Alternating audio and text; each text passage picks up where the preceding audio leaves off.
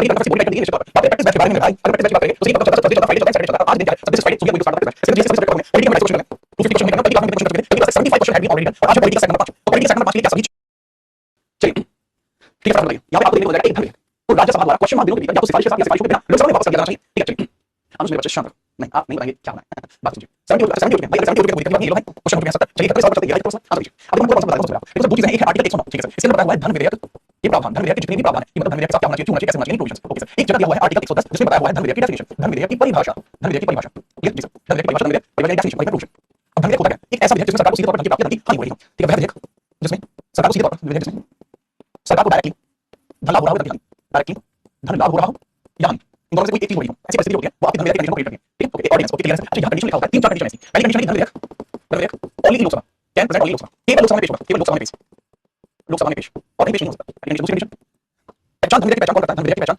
विधेयक की पहचान लोकसभा स्पीकर करता है लोकसभा स्पीकर करता है ठीक है जी सर अब दूसरी से एक और चीज धन विधेयक पहले राष्ट्रपति की परमिशन ले ली जाती है पहले राष्ट्रपति की परमिशन ले ली जाती है राष्ट्रपति की आज्ञा ले ली जाती है और बचा इसके अंदर एक कॉन्सेप्ट इस सभी मान लें हम लोकसभा में पेश होगा लेकिन जैसा कि कॉन्सेप्ट बात करता है आपने आम पैसे देखे होंगे जो आम नॉर्मल वाले ऑडियंस होते हैं नॉर्मल ऑडियंस होते हैं ordinary ordinary ordinance ordinary ordinance साधारण विधेयक साधारण विधेयक साधारण विधेयक में क्या होता है कि या तो लोकसभा में आएंगे अगर लोकसभा में आए उसके बाद राज्यसभा जाएंगे और उसके बाद प्रेसिडेंट के पास जाएंगे जी सर या हो सकता है पहले राज्यसभा में आ जाए राज्यसभा में आएंगे पहले लोकसभा में आएंगे और प्रेसिडेंट के पास जाएंगे तो ये तो ऑर्डिनरी विधेयक हो गए लेकिन अगर हम धन विधेयक की बात करें इफ वी टॉक अबाउट धन विधेयक मनी की बात करें इसका एक डिफाइंड पैटर्न है मनी का एक डिफाइंड पैटर्न है मतलब इसमें और लगा हुआ है इनमें से कोई कंडीशन हो सकती है लेकिन मनी में ऐसा नहीं है सबसे पहले प्रेसिडेंट के पास जाकर सीआर लेते हैं प्रेसिडेंट के पास के बाद लोकसभा में जाता है लोकसभा से अगर ये पास हो गया ठीक है देन फर्क नहीं पड़ता राज्यसभा में जाता है और यहाँ पास हो या फेल हो मैटर नहीं करता या पास हो फेल हो मैटर नहीं करता वापस इसको भेजना पड़ता है ठीक है उसको पास ही माना जाता है और इसके लिए राज्यसभा को दिया जाता है 14 डेज इस पर सिफारिश कीजिए मत कीजिए कितने दिन दिए जाते हैं 14 दिन दिए जाते हैं ऑर्डिनरी विधेयक के बारे में बचा लिखा है जिसका नाम जितना नहीं ऑर्डिनरी विधेयक के बारे में आर्टिकल 107 लिखा हुआ है वाह ठीक है सही बात है 14 डेज उम्मीद है कि आपके दिमाग में से कोई पहले सवाल साथी ठीक है चलिए आगे दूसरे सवाल की तरफ रुकना नहीं चलिए आगे बढ़िए आगे बढ़िए अगला सवाल भारत के सर्वोच्च न्यायालय की सीट से संबंधित प्रावधानों का उल्लेख किस अनुच्छेद में है सुप्रीम कोर्ट की जो सीट ऑफ सुप्रीम कोर्ट है इसके बारे में कहां पर उल्लेख दिया गया है right seat of supreme court के बारे में उल्लेख कहां पर दिया गया है हर आर्टिकल के बारे में आपको बताना होगा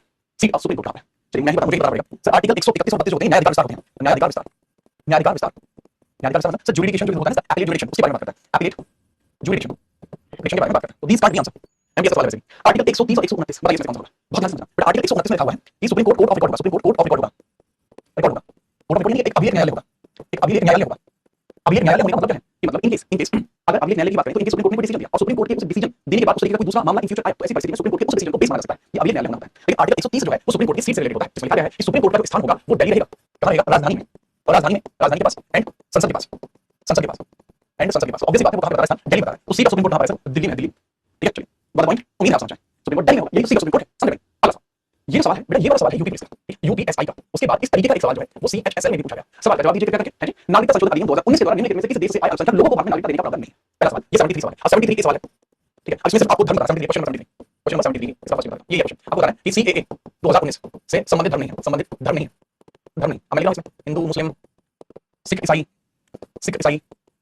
इसका अगला क्वेश्चन एक और क्वेश्चन 73 अगला दूसरा क्वेश्चन ये this not article question number है अभी कंफ्यूज हो जाओ तो अगला क्वेश्चन है सीएए 2019 में निर्धारित तिथि क्या डेट अब पूछ रहा हूं डेट 10 जनवरी 2020 31 दिसंबर 2014 10 दिसंबर 2019 या डी 1/1/1956 बताओ सीधी बात भाई सालों सबके बारे में बात करते हैं कि नागरिकता संशोधन अधिनियम 2019 भारत में किस देश के अल्पसंख्यकों को नागरिकता नहीं देता कजाकिस्तान का आंसर सर यह सिर्फ 3 देशों से जुड़ा हुआ है पाकिस्तान बांग्लादेश एंड अफगानिस्तान तो कजाकिस्तान को नहीं देता पता नहीं कि कजाकिस्तान क्लियर आंसर ठीक है चलिए आगे सीए 2019 से संबंधित धर्म नहीं है सर हिंदू संबंधित था सिख संबंधित था ईसाई संबंधित था ठीक है बौद्ध संबंधित थे पारसी संबंधित थे जैन संबंधित थे लेकिन जो चीज संबंधित नहीं थी दैट वाज मुस्लिम बात नॉट ठीक है चलिए सीए 2019 में निर्धारित तिथि क्या थी जिस तिथि के बाद पीछे काम चलेगा दैट वाज जनवरी 31 दिसंबर 2014 का आंसर ना दिया था 31 दिसंबर 2014 से पीछे लोग बात में आए उनके ये चीज काम करेगी और इसीलिए ये चीज काम नहीं करेगी कॉन्सेप्ट समझ आया भाई सब चीजें आपको बड़ा बात बोलना है उम्मीद है कि आपको ये सारा कॉन्सेप्ट समझ आया होगा अब एक बच्चे का कहना है कि कौन सी नंबर का संविधान संशोधन नहीं बच्चे ये संविधान संशोधन नहीं था सीएए संविधान संशोधन अधिनियम 1955 के अंतर्गत आपको नागरिकता संशोधन अधिनियम देखने को मिला नागरिकता संशोधन अधिनियम 1955 उसी ने चेंज कर दिया आगे बढ़िए ठीक है चलिए article question of Indian constitution provide for superior direction control election western election commission article कौन सा भारतीय संविधान चुनाव आयोग में निहित अधिकरण निर्देशन और नियंत्रण का प्रावधान करती है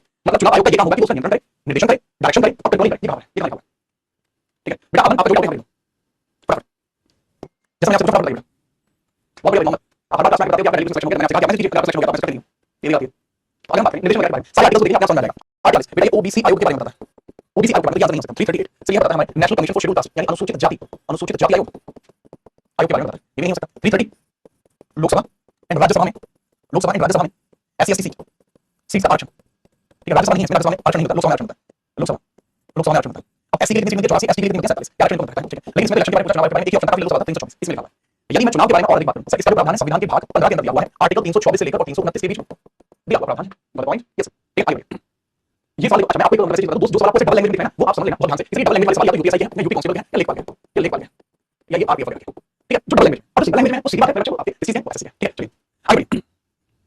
मुझसे कमेंट पढ़वाने से अगर सिलेक्शन होता है मैं रोज बैठ कर कमेंट करता, याद रखना। आगे बढ़िए। निम्नलिखित में से किस स्थिति में किसी भारतीय व्यक्ति की नागरिकता समाप्त हो सकती है? सर इसका जो आधार है, इस व्यक्ति की नागरिकता समाप्त हो सकती है, इसका जो आधार है वो क्या 1955 नागरिकता संशोधन अधिनियम, नागरिकता संशोधन अधिनियम, संशोधन अधिनियम। अब इस नागरिकता संशोधन अधिनियम में प्राप्ति के 5 तरीके बताए, त्याग के तरीके बताए। प्राप्ति के तरीके बताए 5 प्रकार, और त्याग के बताए नागरिकता त्याग नहीं है या खत्म नहीं है, तो खत्म होने के तरीके बताए 3। अगर बात करूं प्राप्ति के कौन से तरीके हैं, पहला तरीका जन्म, जन्म के आधार पर, वंश के आधार पर, पंजीकरण रजिस्ट्रेशन के आधार पर, ठीक है। या एक होता है न्यूट्रलाइजेशन, देशीकरण बोलते हैं, न्यूट्रलाइजेशन देशीकरण के आधार पर, और एक अधिक भूभाग के आधार पर, अधिक भूभाग के आधार पर, ठीक है।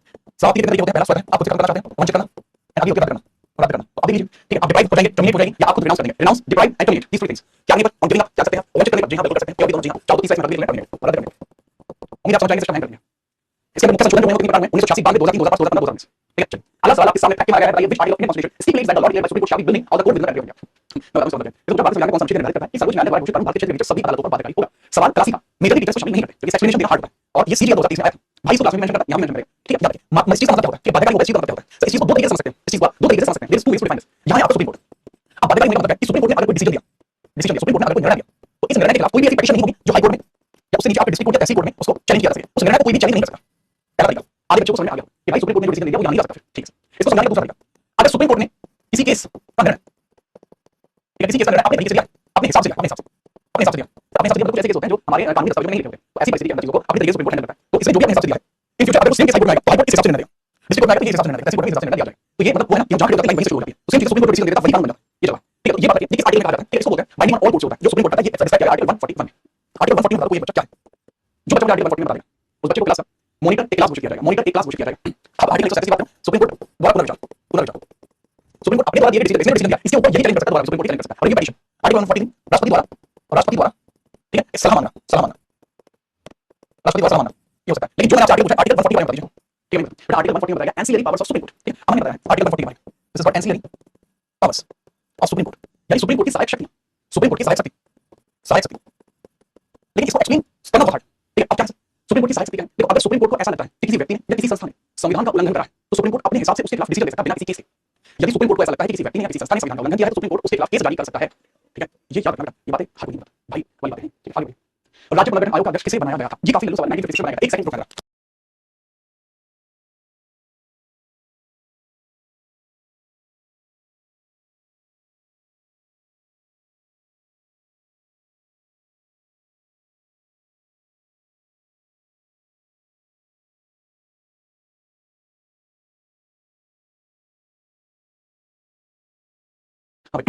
कुछ नहीं, टीम आई थी सारे के सारे। चलिए बात करें राज्य पुनर्गठन आयोग का अध्यक्ष किसे बनाया गया, इसके बारे में बात करते हैं। बात ध्यान से सुनिए। राज्य पुनर्गठन आयोग की बात, राज्य पुनर्गठन आयोग को 1953 दिसंबर में बनाया गया। उसके बाद ये 1955 में रिपोर्ट कॉपी, और यही रिपोर्ट है आगे चल के 1956 में इसी आधार पर 7वें संविधान संशोधन के तहत 14 राज्य और 6 यूटी बना दिए गए, 14 राज्य और 6 यूनियन टेरिटरी बना दिए गए। और ये जो बनाए गए हैं मेरे भाई, ये अगला कुछ जो कंपनी की फसल थी और रेलवे स्टेशन अध्यक्ष पूछा, ठीक है। चलिए लेकर आना, ठीक है, मैंने दिया, लेकर आना, अब ठीक है। आगे बढ़िए। Which article of Indian constitution prohibit religious instructions in any state funded education institution. Bharat संविधान में कौन सा अनुच्छेद किसी भी राज्य द्वारा वित्त पोषित शैक्षणिक संस्थान में धार्मिक निर्देशों का निषेध करता है कि यदि कोई सरकारी स्कूल है, यदि कोई सरकारी स्कूल है तो ऐसी परिस्थिति में उसके अंदर कोई भी प्रार्थना नहीं बोली जाएगी, और वहां किसी बच्चे को बातें नहीं आ जाएगी तो प्रार्थना बोले। अगर वो स्टेट फंडेड स्कूल है, मतलब आप पैसा सरकार दे रही है, तो किस आर्टिकल में लिखा है? बताओ भाई, किस आर्टिकल में लिखा है? चार आर्टिकल आपके सामने, आंसर दो। ऐसे कैसे चलेगा भाई, ऐसे कैसे चलेगा? आंसर दीजिए, बहुत बढ़िया। चलिए अगली बात करें, आर्टिकल 29 होता है अल्पसंख्यकों द्वारा अपनी अल्पसंख्यकों के द्वारा अपनी संस्कृति को बचाने का अधिकार, संस्कृति व शिक्षा बचाने का अधिकार, बचाने का अधिकार, अधिकार, ओके। आर्टिकल 30 से ये लिखा हुआ अल्पसंख्यकों द्वारा, अल्पसंख्यकों द्वारा जितने भी अल्पसंख्यक होंगे, माइनॉरिटीज होंगी, अल्पसंख्यकों के द्वारा क्या चीज करनी? मतलब अल्पसंख्यकों के द्वारा शैक्षणिक संस्थान निर्माण, संस्थान निर्माण, निर्माण करना, ठीक है, याद रखना। एंड 27 इसमें लिखा हुआ है धार्मिक संस्था टैक्स फ्री होंगी, धार्मिक संस्था टैक्स फ्री होंगी। और बचा हुआ जो है ये जो चीज लिखी है आर्टिकल 48, याद रखना, ठीक है। आगे बढ़ो, अगला सवाल, निम्नलिखित में से कौन सा कथन सही नहीं है? Which of the following statement is not true? कौन सा कथन इसमें से सही नहीं है? ये जैसे कि डबल लैंग्वेज में ऑब्वियस बात है, ये सब यूपी का है, यूपी के एग्जाम का है, ठीक है, याद रखना। अगर डबल में लिखा हुआ है, ठीक है। अब हम बताइए निम्नलिखित में कौन सा कथन सही है? बताओ, अरे मुझे क्या है ये? जानते नहीं क्या आप मुझे, हां? चलिए बात करते हैं इसके कौन सा स्टेटमेंट है, बताते हैं, चलो, ठीक है। उत्तराखंड उत्तर प्रदेश से अलग होकर बनाया गया, क्या ये कथन सत्य है? सर बात है कि मोहम्मद सन 2000 की एक राज्य बनाया गया यूपी से तोड़कर यूपी से तोड़कर क्या बनाया गया? उत्तरांचल बनाया गया, उत्तरांचल। और आगे चल के 2007 में के मध्य इस नाम को परिवर्तित करके उत्तराखंड कर दिया गया। तो ओवरऑल अगर बात करें उत्तराखंड तो सही बात है, ये नहीं हो सकता, रीजनल स्टेटमेंट पूछा है। हरियाणा पंजाब से ऊपर बना था, जी हां, 1 नवंबर 1966 में बना था भाई। छत्तीसगढ़ मध्य प्रदेश से ऊपर बना था, 1 नवंबर सन 2000 में बना था मेरे भाई। ये भी सही है, ये भी सही है, लेकिन झारखंड सिर्फ नहीं बना था, पार्शियली सही है, लेकिन इसके अंदर झारखंड मेजर पार्ट इसमें बिहार से आया था। राइट आंसर इसमें ये होगा, बिहार होता तो ये सही होता। समझ में आई बात? चलिए, बना था सर मेरे भाई, ये बना था 15 नवंबर सन 2000 में, ठीक है। आगे जी भाई, which of the following article of Indian constitution provides the national music schedule caste? इस सवाल के बारे में आज ही बात कर चुका हूं, कैसे सही जवाब है फटाफट से बताइए कि इसमें से कौन सा ऐसा आर्टिकल है जो इस बारे में चर्चा करता है कि भाई शेड्यूल कास्ट का प्रोविजन इसके अंतर्गत है? भाई बताओ भाई, चलो मैं बता। तो आर्टिकल 343 भाषा आयोग के बारे में बताता है, भाषा आयोग के बारे में बताता है। 343 चलिए आर्टिकल 338, जी हाँ यही आर्टिकल बताता है NCSC national commission for scheduled caste guidelines. Article 344 इस बारे में बताता है प्रोविजन ऑफ लैंग्वेजेस, भाषाओं के प्रावधान इसमें उल्लेख है। आर्टिकल 337, आर्टिकल 337 इसके अंदर आरक्षण का उल्लेख है। आरक्षण प्रोविजन इसके अंदर आपको देखने को मिलते हैं। ऑब्वियसली बताएं एससी बारे में पूछा था, ये बोला 338 क्या आप समझ में आई आपको बात? जी हाँ। अब इसी के अंदर आर्टिकल 338 में 89 संशोधन हुआ था जो सन 2003 में हुआ और इसके तहत एक नया आर्टिकल 338 बना जिसके अंदर आपको क्या देखने को मिला भाई? NCSC national commission for scheduled tribe बना पहले था ही नहीं। ठीक है या नहीं? वीडियो रुक के चला है? ठीक चला है, ठीक चला है, कुछ नहीं होगा। आगे बढ़िए। 1987 में निम्नलिखित में से किस राज्य का गठन नहीं किया गया? बताइए। वो पता था, वो 1987 में पूर्ण राज्य, पूर्ण राज्य इसके लिए 56 सी संविधान संशोधन करना पड़ा था। अरुणाचल में भाई इसके अंदर 55 संशोधन करना पड़ा था। 1987 में ये भी मिजो भाई मणिपुर मिजोरम भाई मिजोरम बनाने पड़े 53 संशोधन के लिए हुआ था। बात करें मणिपुर 1972 में बना पहले मणिपुर यूटी हुआ था 1956 से लेकर 71 के तक 72 लोग 72 के बाद एक यूटी था और 1972 में जाके कोई पूर्ण राज्य बनाया गया। मणिपुर इसके अंदर होगा उम्मीद है समझ पाए होंगे। ठीक है, ये 53 संशोधन का 53rd संशोधन 55th संशोधन 56th संशोधन राज्य कौन सा था? 23rd राज्य था, 24th राज्य था, 25th राज्य था। अच्छी राज्य। आगे बढ़िए। अगला सवाल ये रहा आपके सामने आर्टिकल क्वेश्चन 82 भारतीय संविधान का अनुच्छेद 2 किस चीज से संबंधित है? सर हिमाचल यूटी था, आर्टिकल हिमाचल 1971 में था। ठीक है जी सर, ओके। आप वाह सवाल बेहद लल्लू सवाल है। सवाल में पूछा गया भारतीय संविधान का अनुच्छेद 2 किस चीज से संबंधित है? Admission of establishment of new state, नई राज्य का application of area of existing state मौजूदा राज्य क्षेत्र, application of name of existing state मौजूदा राज्य के नामों में बदलाव, नेम एंड डायरेक्टरी ऑफ संघ और संघ का नाम क्षेत्र बताइए। सो बात सुनो बात करो मिडिल पेपर से आंसर उसके कारण कॉन्सेप्ट का लेना। ठीक है आगे देखते हैं क्या आंसर। देखो अगर हम बात करें ये सब name and title of union जो है ये कहां आपको देखने को मिलता है? Name and title of union जो है ये हमें देखने को मिलता है, नाम है क्षेत्र का परिवर्तन है, ये आर्टिकल में देखने को मिलता है। तो ऑब्वियसली बात आर्टिकल में नहीं है, सो बात कीजिए application of name of existing state, दोनों ही चीजें आपको आर्टिकल 3 में देखने को मिल जाती है। लेकिन नया राज्य कौन सा होगा? विदेशी होगा। दिमाग लगाओ, नया राज्य वही होगा ना विदेशी होगा। जी सर, अब जब नया राज्य वही होगा विदेशी होगा ऑब्वियसली बात इसका एक होगा आंसर। करेक्ट आंसर होगा, अलग हो ही नहीं सकता। ठीक है चलिए जो बच्चा कह रहा है एक तरफ हो जाइए, स्क्रीनशॉट लेना है भैया, मुझे बता रहे हो स्क्रीनशॉट लेना है, स्क्रीनशॉट लीजिए, मुझे बताइए भाई। ठीक है मुझे बता रहे हो। चलिए आगे बढ़ते हैं। बताइए बच्चे बताइए foreign land part of India land विदेशी होगी, नया राज्य होगा ना। अगला सवाल भारत का राष्ट्रगान कब स्वीकार किया गया था? भारत का राष्ट्रगान स्वीकार कब किया गया था?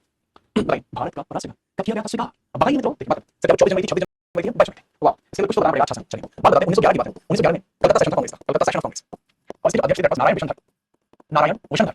इनके सामने एक व्यक्ति आके रविंद्र भाई रविंद्र नाथ टैगोर ये आए। इन्होंने इनके पास एक बुक थी, रविंद्र भाई के पास रविंद्र भाई के पास इस प्रकार से एक बुक थी, उस बुक का नाम था गीतांजलि। इन्होंने गीतांजलि की बुक में से एक पोएम निकाली या फिर एक प्रोज निकाली, मतलब लिखी बातें होती हैं, जिसको क्या कहा गया? जन गण मन, जन गण मन। अब जन गण मन इन्होंने गा के सुना दिया। बाद में इसी गीतांजलि के लिए रविंद्र भाई को 1930 में नोबेल मिला और ये जो सॉन्ग है थोड़ा आगे चल के 1915 के बाद ये मॉर्निंग सॉन्ग ऑफ इंडिया कहलाया।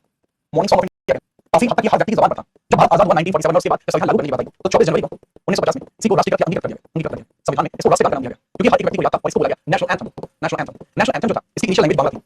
ठीक है याद रखना लैंग्वेज इनिशियल लैंग्वेज बांग्ला थी, बाद में इसको मॉडिफाई किया गया हिंदी। दूसरी चीज इसमें ये भी राष्ट्रीय गान के अंदर इसको गाने की अवधि जो होती है ड्यूरेशन ऑफ सिंगिंग दिस दो तरीके से हो सकते हैं, एक लॉन्ग फॉर्मेट और एक हो सकता है शॉर्ट फॉर्मेट। लॉन्ग फॉर्मेट में 52 सेकंड है और शॉर्ट फॉर्मेट में 20 सेकंड है। लॉन्ग फॉर्मेट में पूरा गाते हैं और शॉर्ट फॉर्मेट में थोड़ा सा गाते हैं, शुरुआती 2 पंक्तियां और बाकी 2 पंक्तियां। ठीक है चलिए उम्मीद है आप समझ गए होंगे वरना खुद मारना भाई। ठीक है याद रखना। अगर हम बात करें कब बनाया गया 24 जनवरी जो हुआ था भाई 26 जनवरी 1950 संविधान लागू हुआ, 28 जनवरी 1950 को सुप्रीम कोर्ट का इनॉग्रेशन बराबर बॉडी टाइप सुप्रीम कोर्ट में 28 जनवरी 1950। अगर 22 जुलाई 1947 रहा होता तो यहाँ एक कॉन्सेप्ट और हो सकता था, लेकिन उसके लिए 1947 होना पड़ेगा जो कि आप जानते हैं कलाकार नहीं करेंगे। अब ये डेट बहुत बढ़िया। अब इस डेट में क्या हुआ था सर? नेशनल फ्लैग अंगीकृत हुआ था, नेशनल फ्लैग अंगीकृत हुआ।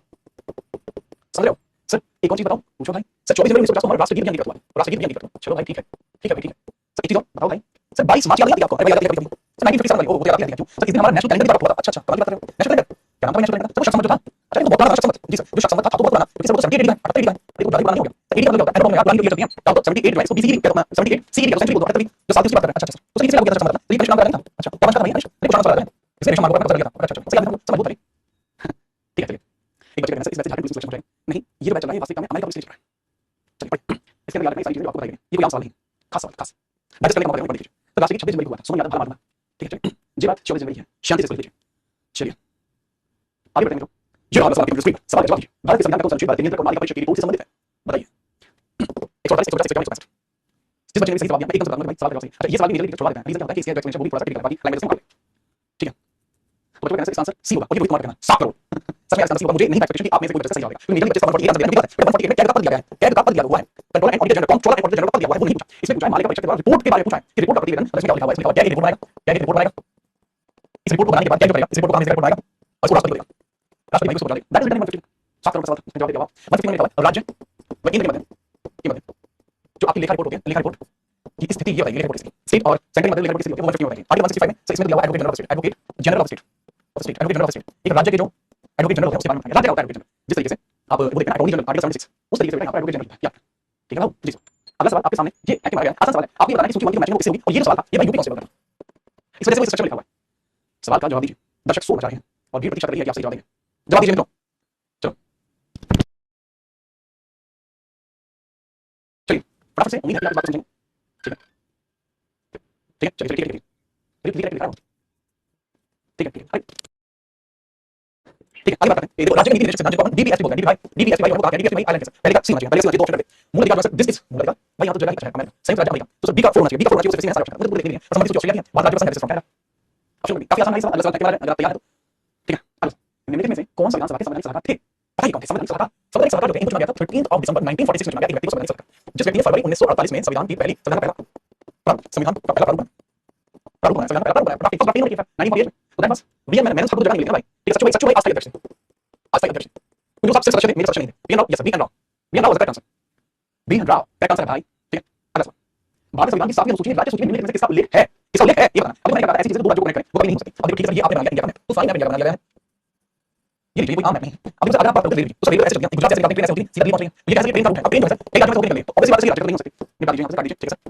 सर बैटिंग और गेमिंग सबके बाजू अच्छा सोच है in the state rate, sir दो राज्यों के बीच में जहां राज्य की बात है वहीं ये सब केंद्र है, दो केंद्र है, ये भी केंद्र है, ये भी केंद्र है।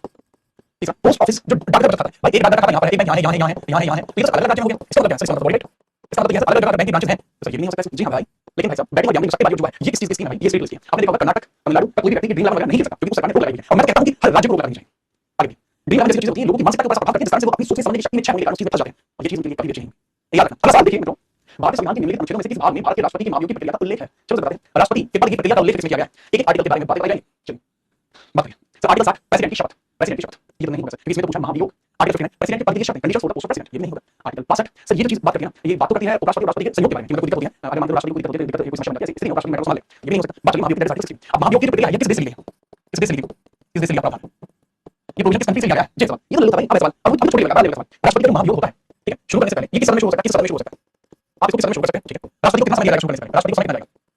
दिन का समय देते हैं, दिन का समय देते हैं शुरू करने से पहले समझे कि नहीं समझे बताइए, ठीक है। चलिए कुछ बच्चों के जवाब सही है, कुछ बच्चों का गलत है, और उनका गलत करना एक बात दर्शाता है कि आपको क्लास लेनी चाहिए। तो जैसे देखिए फॉर्मेट अमेरिका से लिया भाई, ठीक है, किस सदन में शुरू हो सकता है? किसी भी सदन में, इधर हाउस, इधर हाउस, इधर हाउस। राष्ट्रपति को 14 दिन का समय शुरू होने से पहले दिया जाता है, याद रखना 14 दिन का समय देते हैं भाई। आगे बढ़िए, निम्नलिखित में से कौन सा भारतीय संविधान की 5वीं अनुसूची के अंतर्गत आता है? सीधी बात है कि इसमें कौन सी 5वीं अनुसूची है? ये ऐसी सवाल, काफी अच्छा सवाल आपके सामने फेंके मारा गया है, बताइए सवाल का जवाब क्या होगा? चलिए फटाफट, अनुसूचित क्षेत्र और अनुसूचित जनजाति से संबंधित प्रावधान है, इसी से रिलेटेड असम मेघालय जनजाति क्षेत्र से संबंधित प्रावधान, ये तो आर्टिकल, ये तो शेड्यूल 6 का, इतना बताता हूं ये लगता है, ये वाला कॉन्सेप्ट शेड्यूल 6, शेड्यूल 6 की बात है सही है। शपथ की प्रतिज्ञा, शपथ सर ये तो शेड्यूल 2 की बात है, शेड्यूल 2 की बात होगी, ठीक है। अरे शपथ प्रतिज्ञा नहीं है, शपथ तो 3 होगी। Provision related to languages, provision related to languages sir ये आपकी शेड्यूल 1 में, शेड्यूल 1 में अनुसूची 8 में, तो बचा क्या? बचा सिर्फ एक अनुसूचित क्षेत्र और अनुसूचित जनजाति से संबंधित प्रावधान। अब जिस बच्चे को ये भी समझ नहीं आया सीधी बात है कि आपको देखना चाहिए शेड्यूल 6 ठीक है, शेड्यूल वाली क्लास आप बैठ जाइए, अगले यहाँ पे ठीक है। तो अगला सवाल ये भारत संविधान के भाग 7 को हटा दिया गया, इनमें से किससे रिलेटेड था? अब कौन सा ऐसा पार्ट है जो रिलेटेड था संविधान के भाग 7 में था? बताओ जी। सर संपत्ति से संबंधित प्रावधान था? नहीं सर जी, ये तो आपका आर्टिकल 31 में था या आपका आर्टिकल 19 के पार्ट फर्स्ट के एफ में था, ठीक है। दिस पार्ट में आंसर नहीं हो सकता, ओके। स्टेट इन पार्ट में, अच्छा ठीक है, पहली अनुसूची के भाग बी में राज्य, ओके। दूसरी अनुसूची के भाग ए के राज्य, अच्छा। संसद में आंध्र समुदाय के लिए आरक्षण, जिस आर्टिकल 3 से ये भी नहीं था, देखो दूसरी अनुसूची के भाग ए के राज्य थे, उनका प्रोविजन भाग 5 में था, बहुत बड़ा भाग 5 में प्रोविजन था, ठीक है, भाग 5 में प्रोविजन था, तो दैट पार्ट आंसर चौथा answer state in part B of constitution, B प्रकार के राज्य बोलता भी मैं पढ़ा दूं, बी प्रकार के राज्य जी सर। अब बोलते हैं जैसे एग्जांपल देखिए, तो देसी आजादी 20 निकाली, देसी आजादी सभी पार्टी लगा दी, और पार्टी सब की लगा दी, जब पार्टी लगा दी 7वां संशोधन 1956 ये पार्टी लगी थी। चलिए आज आपके नंबर सवाल पूछ गए, कल क्लास में ये संख्या 100 के बाद आपकी बात सिलेक्शन, आइए आइए कैसे, चलिए बराबर बताइए भाई कैसे याद दूसरा भाई कैसे जानते हैं ये सवाल अच्छे से सारे बड़े लगे और इसको आप जो है बड़े लगे आप अपने को सजेस्ट कर सकते हैं कि पढ़ने के तरीके हैं और कहीं शायद आपको यहां दिख पाएगा जी। देखो पढ़ सब रहे हैं, पढ़ा सब रहे हैं, लेकिन हर एक चीज का पैटर्न होता है, हर एक चीज का तरीका होता है, और उम्मीद है कि मैं आपको चीज बताने में सक्षम रहा हूं और वो चीज आपके बेटर हो गई है। और मैं तो सिर्फ नहीं कहूंगा कि आपकी बार सिलेक्शन आपके हाथ में होना चाहिए, आपका जो एग्जाम है उसके अंदर आपको आपकी बार 90% प्लस पार, आपकी बार 90% प्लस पार ये बात, ठीक है। तो अच्छा लगा मुझे, आप समझ गए, हो जाएगा, ठीक है, अगला सवाल देखा समझ भाई आएगा आप लोगों के लिए, ठीक है। बाकी आप सर आप सब्जेक्ट सबका प्रैक्टिस नहीं बच्चे इसमें जीएस सब्जेक्ट प्रैक्टिस बैठे भाई, कि मेरा जो है सब्जेक्ट मेरे जीएस सब्जेक्ट सारी जीएस सब्जेक्ट, ठीक है। तो मार्केट में दिखावे वाले बहुत लोग मिल जाएंगे, ठीक है, दिखावे तो उससे ज्यादा वो सबसे अधिक जरूरी है, इसमें आपका ध्यान किस तरफ से वो मैटर करता है, उसको थोड़ा सा बना के रखिए। बाकी कोई इतना बड़ा विचार तो नहीं हूं, बस ये है कि भाई वो वाली बात कर देता हूं, ठीक है। चलिए बाकी आपका सेशन जल्दी होगा, हर एक बच्चे से मुलाकात होगी, हर एक बच्चे क्लास के अंदर उपस्थित आज की डेट में हर एक छात्र का नाम मैं जानता हूं और मजा आएगा आपसे, ठीक है। चल जी सर, ठीक है। शुरू में जाने से चीजें समझ नहीं आती, पहले सब्जेक्ट में आपको है पॉलिटी जो मैं ऑलरेडी कवर करने जा रहा हूं, पॉलिटी में आपके और 250 क्वेश्चन सुनिए, क्वेश्चन सुनिए टोटल, ठीक है। वो 200 क्वेश्चन करने के बाद आपके दिमाग को एक तो पॉलिटी करने के लिए और इसके पॉलिटी प्रैक्टिस करना चाहिए आपको 200 क्वेश्चन। अगर आप ऐसे चाहते हैं तो बुक से पढ़े हुए हैं, फिर आपको इसको नोट करने की जरूरत नहीं है, चाहे तो आप ऐसे चाहते हैं जो मतलब मेरे से नहीं पढ़े हुए हैं या फिर जो अभी उससे पूरा नहीं पढ़े, ठीक है, उनका कुछ ऑनलाइन चल रहा है, तो ऐसी परिस्थिति में आप नोट करेंगे, ठीक है। पढ़े हुए नोट ना करें करते हैं कोई नहीं, ठीक है। अपनी प्रैक्टिस और बढ़ाना चाहते हो तो क्वेश्चन है भारतीय संविधान के किस अनुच्छेद के तहत प्रधानमंत्री मंत्री परिषद का प्रमुख होता है, इसमें प्रधानमंत्री मंत्री परिषद का प्रमुख होता है, ये कहां पर लिखा हुआ है, ये बात है। आगे बात करें, आर्टिकल 377 है एक प्रकार का अस्थायी प्रावधान है, अस्थायी प्रावधान है क्या? अस्थायी प्रावधान है, टेम्परेरी प्रोविजन, टेम्परेरी प्रोविजन है, प्रोविजन है, ठीक है। तो ये आंसर नहीं हो सकता, ये कांट बी आंसर। आर्टिकल 52 सही राष्ट्रपति के पद के बारे में बात करता है कि भाई राष्ट्रपति का एक पद, राष्ट्रपति का पद देश है पोस्ट ऑफ प्रेसिडेंट, तो ये भी नहीं हो सकता। आर्टिकल 60 सही राष्ट्रपति की शपथ है, ये क्या होता है? राष्ट्रपति की शपथ होती है, राष्ट्रपति की शपथ, तो ये राष्ट्रपति की ओथ हो गई, शपथ हो गई, मतलब एक ऑप्शन। अगर ये तीन सही नहीं है तो सीधी बात है भाई आर्टिकल सही है। आर्टिकल 74 में ओवरऑल क्या लिखा हुआ है कि भारत के अंदर जितनी कार्यकारी शक्तियां सभी कार्यकारी कार्य सभी कार्यकारी कौन करता है? सभी कार्यकारी जितनी एग्जीक्यूटिव वर्क्स है, जितनी एग्जीक्यूटिव वर्क्स है वो कौन करेगा? सर सभी एग्जीक्यूटिव वर्क्स करने की जिम्मेदारी है वो प्रेसिडेंट भाई की है, और प्रेसिडेंट भाई की है, और प्रेसिडेंट भाई उस काम को देखेंगे करेंगे, लेकिन अगर वो खुद नहीं कर पा रहे प्रेसिडेंट भाई तो इसी काम को मंत्री परिषद से करेंगे, इसी काम को मंत्री परिषद से करेंगे, क्योंकि अगला आदमी क्या करेगा? काउंसिल ऑफ मिनिस्टर्स से करेंगे, और इन काउंसिल ऑफ मिनिस्टर्स का मुखिया होता है, इन काउंसिल ऑफ मिनिस्टर्स का मुखिया होता है, that is PM, that is प्रधानमंत्री। ये यहां पर आपके सामने आता है सवाल। अब एक सवाल आपसे पूछना चाहूंगा यहाँ जो एक मंत्रिपरिषद का यूज हुआ है इसके बारे में स्पेशल कैटेगरी बता देता हूँ। इस संविधान में सिर्फ एक बार यूज हुआ है, वो भी आर्टिकल 352 में। ठीक है, यूपीएससी का सवाल था, उसमें पूछा गया था कि मंत्रिपरिषद शब्द निम्नलिखित में से कितनी बार संविधान के अंदर उल्लेखित हुआ है, निम्नलिखित में से कौन सा टर्म का सही है, तो यह सिर्फ एक बार यूज हुआ है, वो भी आर्टिकल 352 में। समझ में आई? अच्छा, दूसरा सवाल, ये जो मंत्रिपरिषद होता है इसकी अधिकतम संख्या कितनी हो सकती है, इसकी अधिकतम संख्या कितनी हो सकती है, इसकी मैक्सिमम संख्या कितनी हो सकती है कि हाँ भाई इतने लोग अधिकतम इसका हिस्सा हो सकते हैं, तो वो होगी अधिकतम संख्या 15%। अगर आपकी 15% लोकसभा की टोटल 15% हो सकता है, उसका मैक्सिमम नंबर हो सकता है मंत्रिपरिषद के अंदर। ठीक है, समझ में आई बात? जी, आगे चलते हैं, सही जवाब ये मंत्रिपरिषद का 15% होता है। अच्छा, मंत्रिपरिषद का हिस्सा कौन-कौन होते हैं, ये भी अच्छा सवाल है। सर मंत्रिपरिषद का हिस्सा होते हैं, सबसे पहले होते हैं कैबिनेट मिनिस्टर। सबसे पहले जो कैबिनेट मंत्री होते हैं वो इसका हिस्सा होता है। इसके अलावा कुछ उपमंत्री होते हैं वो इसका हिस्सा होता है, कुछ राज्य मंत्री होते हैं वो इसका हिस्सा होता है, और राज्य मंत्री होते हैं वो इसका हिस्सा होता है। तो 3 प्रकार के मंत्री होते हैं। बराबर? चलिए आगे। पहले सवाल का 91 सवाल का डी होता है। आगे बढ़े 92 सवाल में। भारत संविधान के किस अनुच्छेद में यह कहा गया कि राज्यपाल के पास विधानमंडल के अवकाश के दौरान अध्यादेश जारी करने की शक्ति है? अब एक बात को सुनना, जिस प्रकार से हमने देखा कि केंद्र के स्तर पर संसद होती है, उस प्रकार से अगर हम देखते हैं तो राज्य के स्तर पर विधानमंडल होता है, जिसका मतलब लेजिस्लेचर। आर्टिकल 168 में उल्लेखित है। ठीक है, आर्टिकल 168 में उल्लेखित है। अब इसमें ये पूछा है कि अगर यह अध्यादेश जारी करना चाहे, इफ यू वांटेड टू, ठीक है, if you wanted to issue a ordinance, promulgate a ordinance, तो किस आर्टिकल के थ्रू कर सकते हैं? सर सही जवाब मैं बताता हूं, आर्टिकल 210 क्या कहता है कि विधानमंडल में हिंदी भाषा का प्रयोग होगा। विधानमंडल में हिंदी भाषा का प्रयोग, हिंदी का प्रयोग होगा, ये हो जाएगा। तो राज्य सरकार का बजट या राज्य सरकार का वित्तीय विधेयक नहीं, राज्य सरकार का वार्षिक वित्त विवरण, एक तरीके से कह सकते हो बजट, वार्षिक वित्त विवरण या एक तरीके से आप कह सकते हो budget, annual financial statement by state government. Article 214 प्रत्येक राज्य में हाईकोर्ट होगा, प्रत्येक राज्य में हाईकोर्ट होगा, एक हाईकोर्ट का होना ये यहाँ पर होता है। बचा हुआ एक ऑप्शन 213 का आंसर। बेटा ये कौन है बताओ मुझे? विशी विशी बताओ बेटा ये कौन है महिला? देखो जी, अगर मैं इन महिला की बात करूं, महिला कौन है? बेटा ये जो महिला है ना वो है आपकी आनंदीबेन पटेल, आनंदीबेन पटेल, और ये उत्तर प्रदेश के अंदर गवर्नर है, यूपी की गवर्नर है, यूपी की गवर्नर है। ठीक है, इसलिए मैंने बताया था कि गवर्नर का नाम आपके दिमाग में छप जाए। ओके, जो नहीं जानते उनको मैं बता दूं यूपी गवर्नर आनंदीबेन पटेल का। ठीक है, और याद रखना, तो इनको आप चाहे तो आनंदी दादी भी कह सकते हैं। ठीक है, याद रखना आनंदी दादी भी आप कह सकते हैं। ठीक है, चलिए गांव में कहते हैं ठीक है, आंसर 2 सर आप हाई आर्टिकल को क्यों बताते हो? इसलिए ताकि आपकी चीजें रिकॉर्ड हो जाए। मैं यहाँ पर ये बताने मुझे पता है। ठीक है, मैं यहाँ पर ये बताने आया हूं कि आपको ये पता होना चाहिए। अब जैसे बच्चा है सर क्या इससे आरपीएफ हो जाएगा? नहीं बाबू, उसके लिए आपको अमेरिका जाके पढ़ाई करनी पड़ेगी। है ना? आगे बढ़ो, अगला सवाल। वेरिफिकेशन। अच्छा 371 ए निम्नलिखित में से किस राज्य के संबंध में विशेष प्रावधान से संबंधित है? बेटा एक चीज लिख के लेना, अगर आपका टेंपरेरी प्रोविजन से क्वेश्चन पूछा गया तो उस कंडीशन में आपका 371 आर्टिकल से सवाल आना तय है। ठीक है, तो अब उस हिसाब से आपको बताना है कि इसके अंदर 371 ए जो है किस चीज से रिलेटेड है। मैं टिक बताई है, अगर किसी बच्चे को टिक निमोनिक बताता हूं, टिक नहीं बताता हूं, निमोनिक किसी बच्चे को बताता हूं, तुम्हें बताएगा एक ऐसा राज्य जिसके अंदर एक ही संख्या सवाल है, एक ही संख्या सवाल है, एक एक 3 है, 1 है, 2 है, तो भाई सीधी बात आंसर क्या होती है? 371 पूछा है तो क्या हो जाएगा? नागालैंड। एक ही संख्या सवाल है, नागालैंड क्या करता है? अच्छा इसके बाद अगर मैं बात करूं, आपकी जो बीवी है, आपकी जो बीवी है वो आपकी बात नहीं मानती, आपकी जो बीवी है वो आपकी बात नहीं मानती, तो आप कसम खा के कहोगे, कसम खा के कहता हूं बीवी ये बात सही है, तो अपनी बीवी को कसम खा के बात मानना कसम से आसान हो जाएगा, तो 371 से रिलेटेड है। ये भी मनी का पार्ट था, याद रखिएगा। मनी तुम्हें बताया भाई मनी होगी ऐसे, ठीक है, मनी होगी इस तरीके से मनी है। अब अगर मैं मनी को आधा कर दूं, अगर मैं मनी को आधा कर दूं, मान लीजिए मनी इस तरीके से आधी कर दी, तो ये क्या बचा? ये सी बचा, तो याद रखना 371 सी आपको याद देखने को मिलेगा, 371 सी आपको मनी को देखने को मिलेगा। सिक्किम के लिए नहीं आपको, सिक्किम के लिए सिक्किम में विदेशी था, विदेशी वाली फॉरेनर था, तो 371 एफ। तो सारी मनी बेटा आपको रिकॉर्ड करना तो आसानी से आपने को ट्रैक कर लिया होगा। बराबर पॉइंट। चलो अगर जैसे अब तुम्हारे दिमाग में आता है, तो मैंने आपको पहले बताया था, फिर से बता रहा हूं, यहाँ पे मेरा काम आप लोगों को जाल में फंसाना नहीं है कि अगर मुझसे ये चीज दोबारा पूछनी है तो वहां आना नहीं। ठीक है, मैं कोई विक्रेता नहीं हूं। ठीक है, मैं सिर्फ आपको चीजें एक्सेप्ट कर सकता हूं। तो इसी वजह से मैं यहाँ पे डायरेक्टली बेसिक आर्टिकल समझ लेता हूं। वो स्टेट ऑफ महाराष्ट्र को बिलोंग करता है, जो विदर्भ महाराष्ट्र क्षेत्र था, जो विदर्भ का क्षेत्र था, और मराठवाड़ा क्षेत्र था, महाराष्ट्र में आ गया, बचा हुआ स्वराष्ट्र क्षेत्र था, गुजरात में आ गया, ए जो आ जाएगा नागालैंड आ जाएगा, बी जो आ जाएगा वो असम के अंदर आ जाएगा, डी असम के अंदर आ जाएगा, सी जो आ जाएगा मणिपुर के अंदर आ जाएगा, डी जो आ जाएगा आंध्र के अंदर आ जाएगा, डी आंध्र के अंदर आ जाएगा, ई जो आ जाएगा आंध्र प्रदेश के अंदर, डी ई तो ये सेंट्रल यूनिवर्सिटी के लिए वो बेसिक है, सेंट्रल तेलंगाना का बेसिक है, एफ जो आ जाएगा सिक्किम के लिए आ जाएगा। ठीक है, जी जो आ जाएगा वो मिजोरम के लिए आ जाएगा। ठीक है, अब मैंने बता दिया था। ठीक है, रंग की बात सब जी करते हैं, रंग की बात सब जी करते हैं, जी करते हैं, रंग की बात तो मिजोरम हो जाएगा। जिसका मतलब एच जो होता है वो अरुणाचल प्रदेश से बिलोंग करता है, मैंने बता दिया था अरुणाचल प्रदेश बहुत हाइट पर है, वो तो चला नहीं। ठीक है, आई जो होगा वो आपका गोवा हो जाएगा, गोवा के अंदर एक भाषा बोली जाती है कोंकणी, और कोंकणी में मम्मी को कहा जाता है, कोंकणी में मम्मी को आई कहा जाता है, तो गोवा में मम्मी का मतलब को आई कहते हैं पड़ेगा। नाटक करने के लिए आपको जीवन में जो करना पड़ेगा, नाटक करने के लिए आपको जीवन में जो करना पड़ेगा, तो नाटक से बोलेगा। ठीक है, चलिए याद रखना, तो ये जितने स्पेशल प्रोविजन है वो यहाँ पर लिखे हुए हैं। ठीक है, अगला पार्ट 5 है, जिसका चैप्टर 2 है, पार्ट 5 के अंदर खंड है, पार्ट 5 के अंदर खंड है। इसके अंदर कौन सा ऐसा पार्ट है जिसमें बिलोंग नहीं करता? जो स्क्रीनशॉट लेना चाहता है ले सकता है, स्क्रीनशॉट लेना चाहता है तो स्क्रीनशॉट ले सकता है, ले स्क्रीनशॉट इसका ले ठीक है, बताइए मुझे ले सकते हैं, बोलता नहीं होता है। चलो यहाँ जाइए, पार्ट 5 का chapter 2 of constitution does not include ritual provision. निम्नलिखित में कौन सा ऐसा प्रावधान है, निम्नलिखित में से कौन सा ऐसा प्रावधान है जो संविधान के बाद पार्ट 6 खंड में शामिल नहीं है? ठीक है, तो मैं क्लियर नहीं, यहाँ आपका पार्ट 5 आर्टिकल टोटल है 52 से लेकर 100। ठीक है, 52 से लेकर 151। ठीक है, इसके अंदर 3 खंड है, जिसको पहले बोलते हैं कार्यपालिका एग्जीक्यूटिव, एक को बोलते हैं लेजिस्लेटिव, और तीसरे को क्या बोलते हैं भाई? तीसरे को बोलते हैं न्यायपालिका यानी जुडिशियल, न्यायपालिका। ये 3 खंड हो गए इसके अंदर। अब अगर मैं कार्यपालिका की बात करूं, अब अगर मैं कार्यपालिका की बात करूं तो आर्टिकल 52 से लेकर 78, ये आर्टिकल 79 से लेकर 123 और आर्टिकल 124 से लेकर 147, तो इसमें लिख लो ज्वाइंट सेटिंग होती है आर्टिकल 108 में, तो सीधी बात है आर्टिकल 108 कहां पड़ेगा? इसमें पड़ेगा, और शामिल नहीं पूछा है भाई, ये तो शामिल है। ठीक है, चलिए संसद की मध्यकालीन और अध्यादेश जारी करने की राष्ट्रपति की शक्ति, सही है आर्टिकल 130 में, आर्टिकल 130 है, चलिए 130 है, अमेरिका में ये भी हो सकता है। Language used in the parliament, parliament के अंदर यूज की जाने वाली लैंग्वेज 120 आर्टिकल में, ये भी हो सकता है 20 के बीच में। ठीक है, restriction on the discussion parliament, संसद में चर्चा पड़ती है, रेस्ट्रिक्शंस का इसके अंदर कोई जिक्र नहीं है, रेस्ट्रिक्शंस का इसके अंदर कोई जिक्र नहीं है, रेस्ट्रिक्शंस इस प्रोविजन के अंदर ही नहीं आता, ये संविधान के भाग 5 के अंदर ही नहीं आता, करेक्ट आंसर रेस्ट्रिक्शन इसके अंदर नहीं है, डी इज करेक्ट आंसर। ठीक है, कोई दिक्कत? मेरे ख्याल से कोई दिक्कत आपको नहीं होना चाहिए, डी इज करेक्ट आंसर। अगर आपके कांसेप्ट क्लियर है तो फिर आपको सवाल करने से पहले ज्यादा नहीं सोचना पड़ता। ठीक है, बड़ा पॉइंट आगे बढ़ो, समझ आ गया बस। अगला सवाल 95 सवाल है, भारतीय संविधान के अनुच्छेद 243 के निम्नलिखित में से किससे संबंधित है? 243 के किस चीज से रिलेट करता है? 243 के किस चीज से रिलेट करता है ये आपको बताना है, 243 के किस चीज से रिलेट करता है। ठीक है, कौन हो गया? ठीक है, कौन हो गया 243 के? कौन हो गया? कौन आपका पूछता है? मान लीजिए आपके घर पे जो है आपकी दादी जी हैं, आप लोगों को वोट डालने के लिए जाना है। ठीक है, आपको वोट डालने के लिए जाना है, बहुत बढ़िया, आप वोट डालने के लिए गए, आप वोट डालने के लिए, ठीक है, वोट डालने के लिए पहुंचे, जैसे वोट डालने के लिए पहुंचे तो आपकी दादी जी वो आपसे पूछेंगे कि कौन है जिसको वोट डालना है, कौन है जिसको वोट डालना है, तो आप बताओगे वोट डालना है, समझिए कौन है जिसको वोट डालना है, इलेक्शन जो है ना वो आपका सिलेक्शन हो जाएगा, सीधी बात। ये आपका 243 जो आपको यहाँ देखने को मिलता है 243 है। चलिए बाकी reservation of seats in panchayat, panchayat के अंदर सीटों का रिजर्वेशन ये आर्टिकल 243 डी के अंदर आपको देखने को मिलता है, 243 डी के अंदर देखने को मिलता है। इसमें बताया गया है एससी एसटी के लिए सीटें आरक्षित होंगी, के लिए सीटें आरक्षित होंगी, प्लस महिलाओं के लिए 33% आरक्षण, महिलाओं के लिए 33% आरक्षण, वो भी यहीं पर लिखा हुआ है, महिलाओं के लिए 33% आरक्षण, वो भी यहीं पर लिखा हुआ है। ड्यूरेशन ऑफ पंचायत की अवधि जो कितनी होती है 5 वर्ष होती है पंचायत की अवधि, और लिखा हुआ है इस आर्टिकल के अंदर 5 वर्ष लगाई अवधि 243 की, पंचायत की अवधि कितनी लगेगी 5 वर्ष लगेगी। ठीक है, पंचायतों के सदस्यों की निरर्थकता के आधार, ठीक है, डिस्क्वालिफिकेशन उनको किस आधार पर किया जा सकता है, क्वालिफाई किस आधार पर किया जा सकता है 243 एफ, इसमें लिखा है। तो जितने भी आर्टिकल से बिलोंग करते हैं वो सब मैं आपको क्लास में एक बार वापस यहाँ पर बता दिया। ठीक है, चलिए रिएक्शन मुझे आपके बचा रिएक्शन ये बात अपने दिमाग से बिल्कुल निकाल देना कि कोई भी बच्चा ऐसा है जो मुझसे पढ़ के और मेरी क्लास में कमेंट करके गया है, उसको जानना एकदम चंपे लगता है। रिएक्शन नाम का रिएक्शन दिया हुआ हां विचार के साथ ये बहुत दिमाग में एकदम बहुत बढ़िया। अगला सवाल, भारत के संविधान में कौन सा अनुच्छेद एक उच्च न्यायालय को रिट जारी करने का अधिकार देता है? भाई इससे लंबा सवाल शायद आज की क्लास में नहीं आएगा, सबसे आसान है। इसके अंदर मैं बताऊं राष्ट्रपति द्वारा फटाफट जवाब दोगे। यहाँ राष्ट्रपति द्वारा सुप्रीम कोर्ट की सलाह उसको मानने की बात नहीं होता, सलाह ले सकता है। 226 बातें सुप्रीम कोर्ट द्वारा रिट, ठीक है। सुप्रीम कोर्ट का वास्तविक क्षेत्र का जुडिशियल क्षेत्र का बताइए पार्टी 226 का आंसर और ये सीजीएल टिकट 2 में जाएगा 2023 वाली, ठीक है। चलिए 2023 वाली दिमाग में बात क्लियर आसान है तो समझ में आएगा। कमेंट करके सोच रुकनी नहीं चाहिए कमेंट करते हैं। अगर आप में से बाकी आर्टिकल्स के बारे में भी आपको पता होता है तो वो भी लिख के बता दीजिए, ठीक है। जितना ज्यादा आप लिख के बताओगे इस क्लास में उतना ज्यादा आपके बैठा होगा, इसलिए मैं कहता हूं क्लास लाइव चलो आगे बढ़ते हैं। अगला सवाल, निर्वाचित होने वाले लोकसभा के सदस्यों की संख्या में वृद्धि करने से संबंधित, ओके समझिए।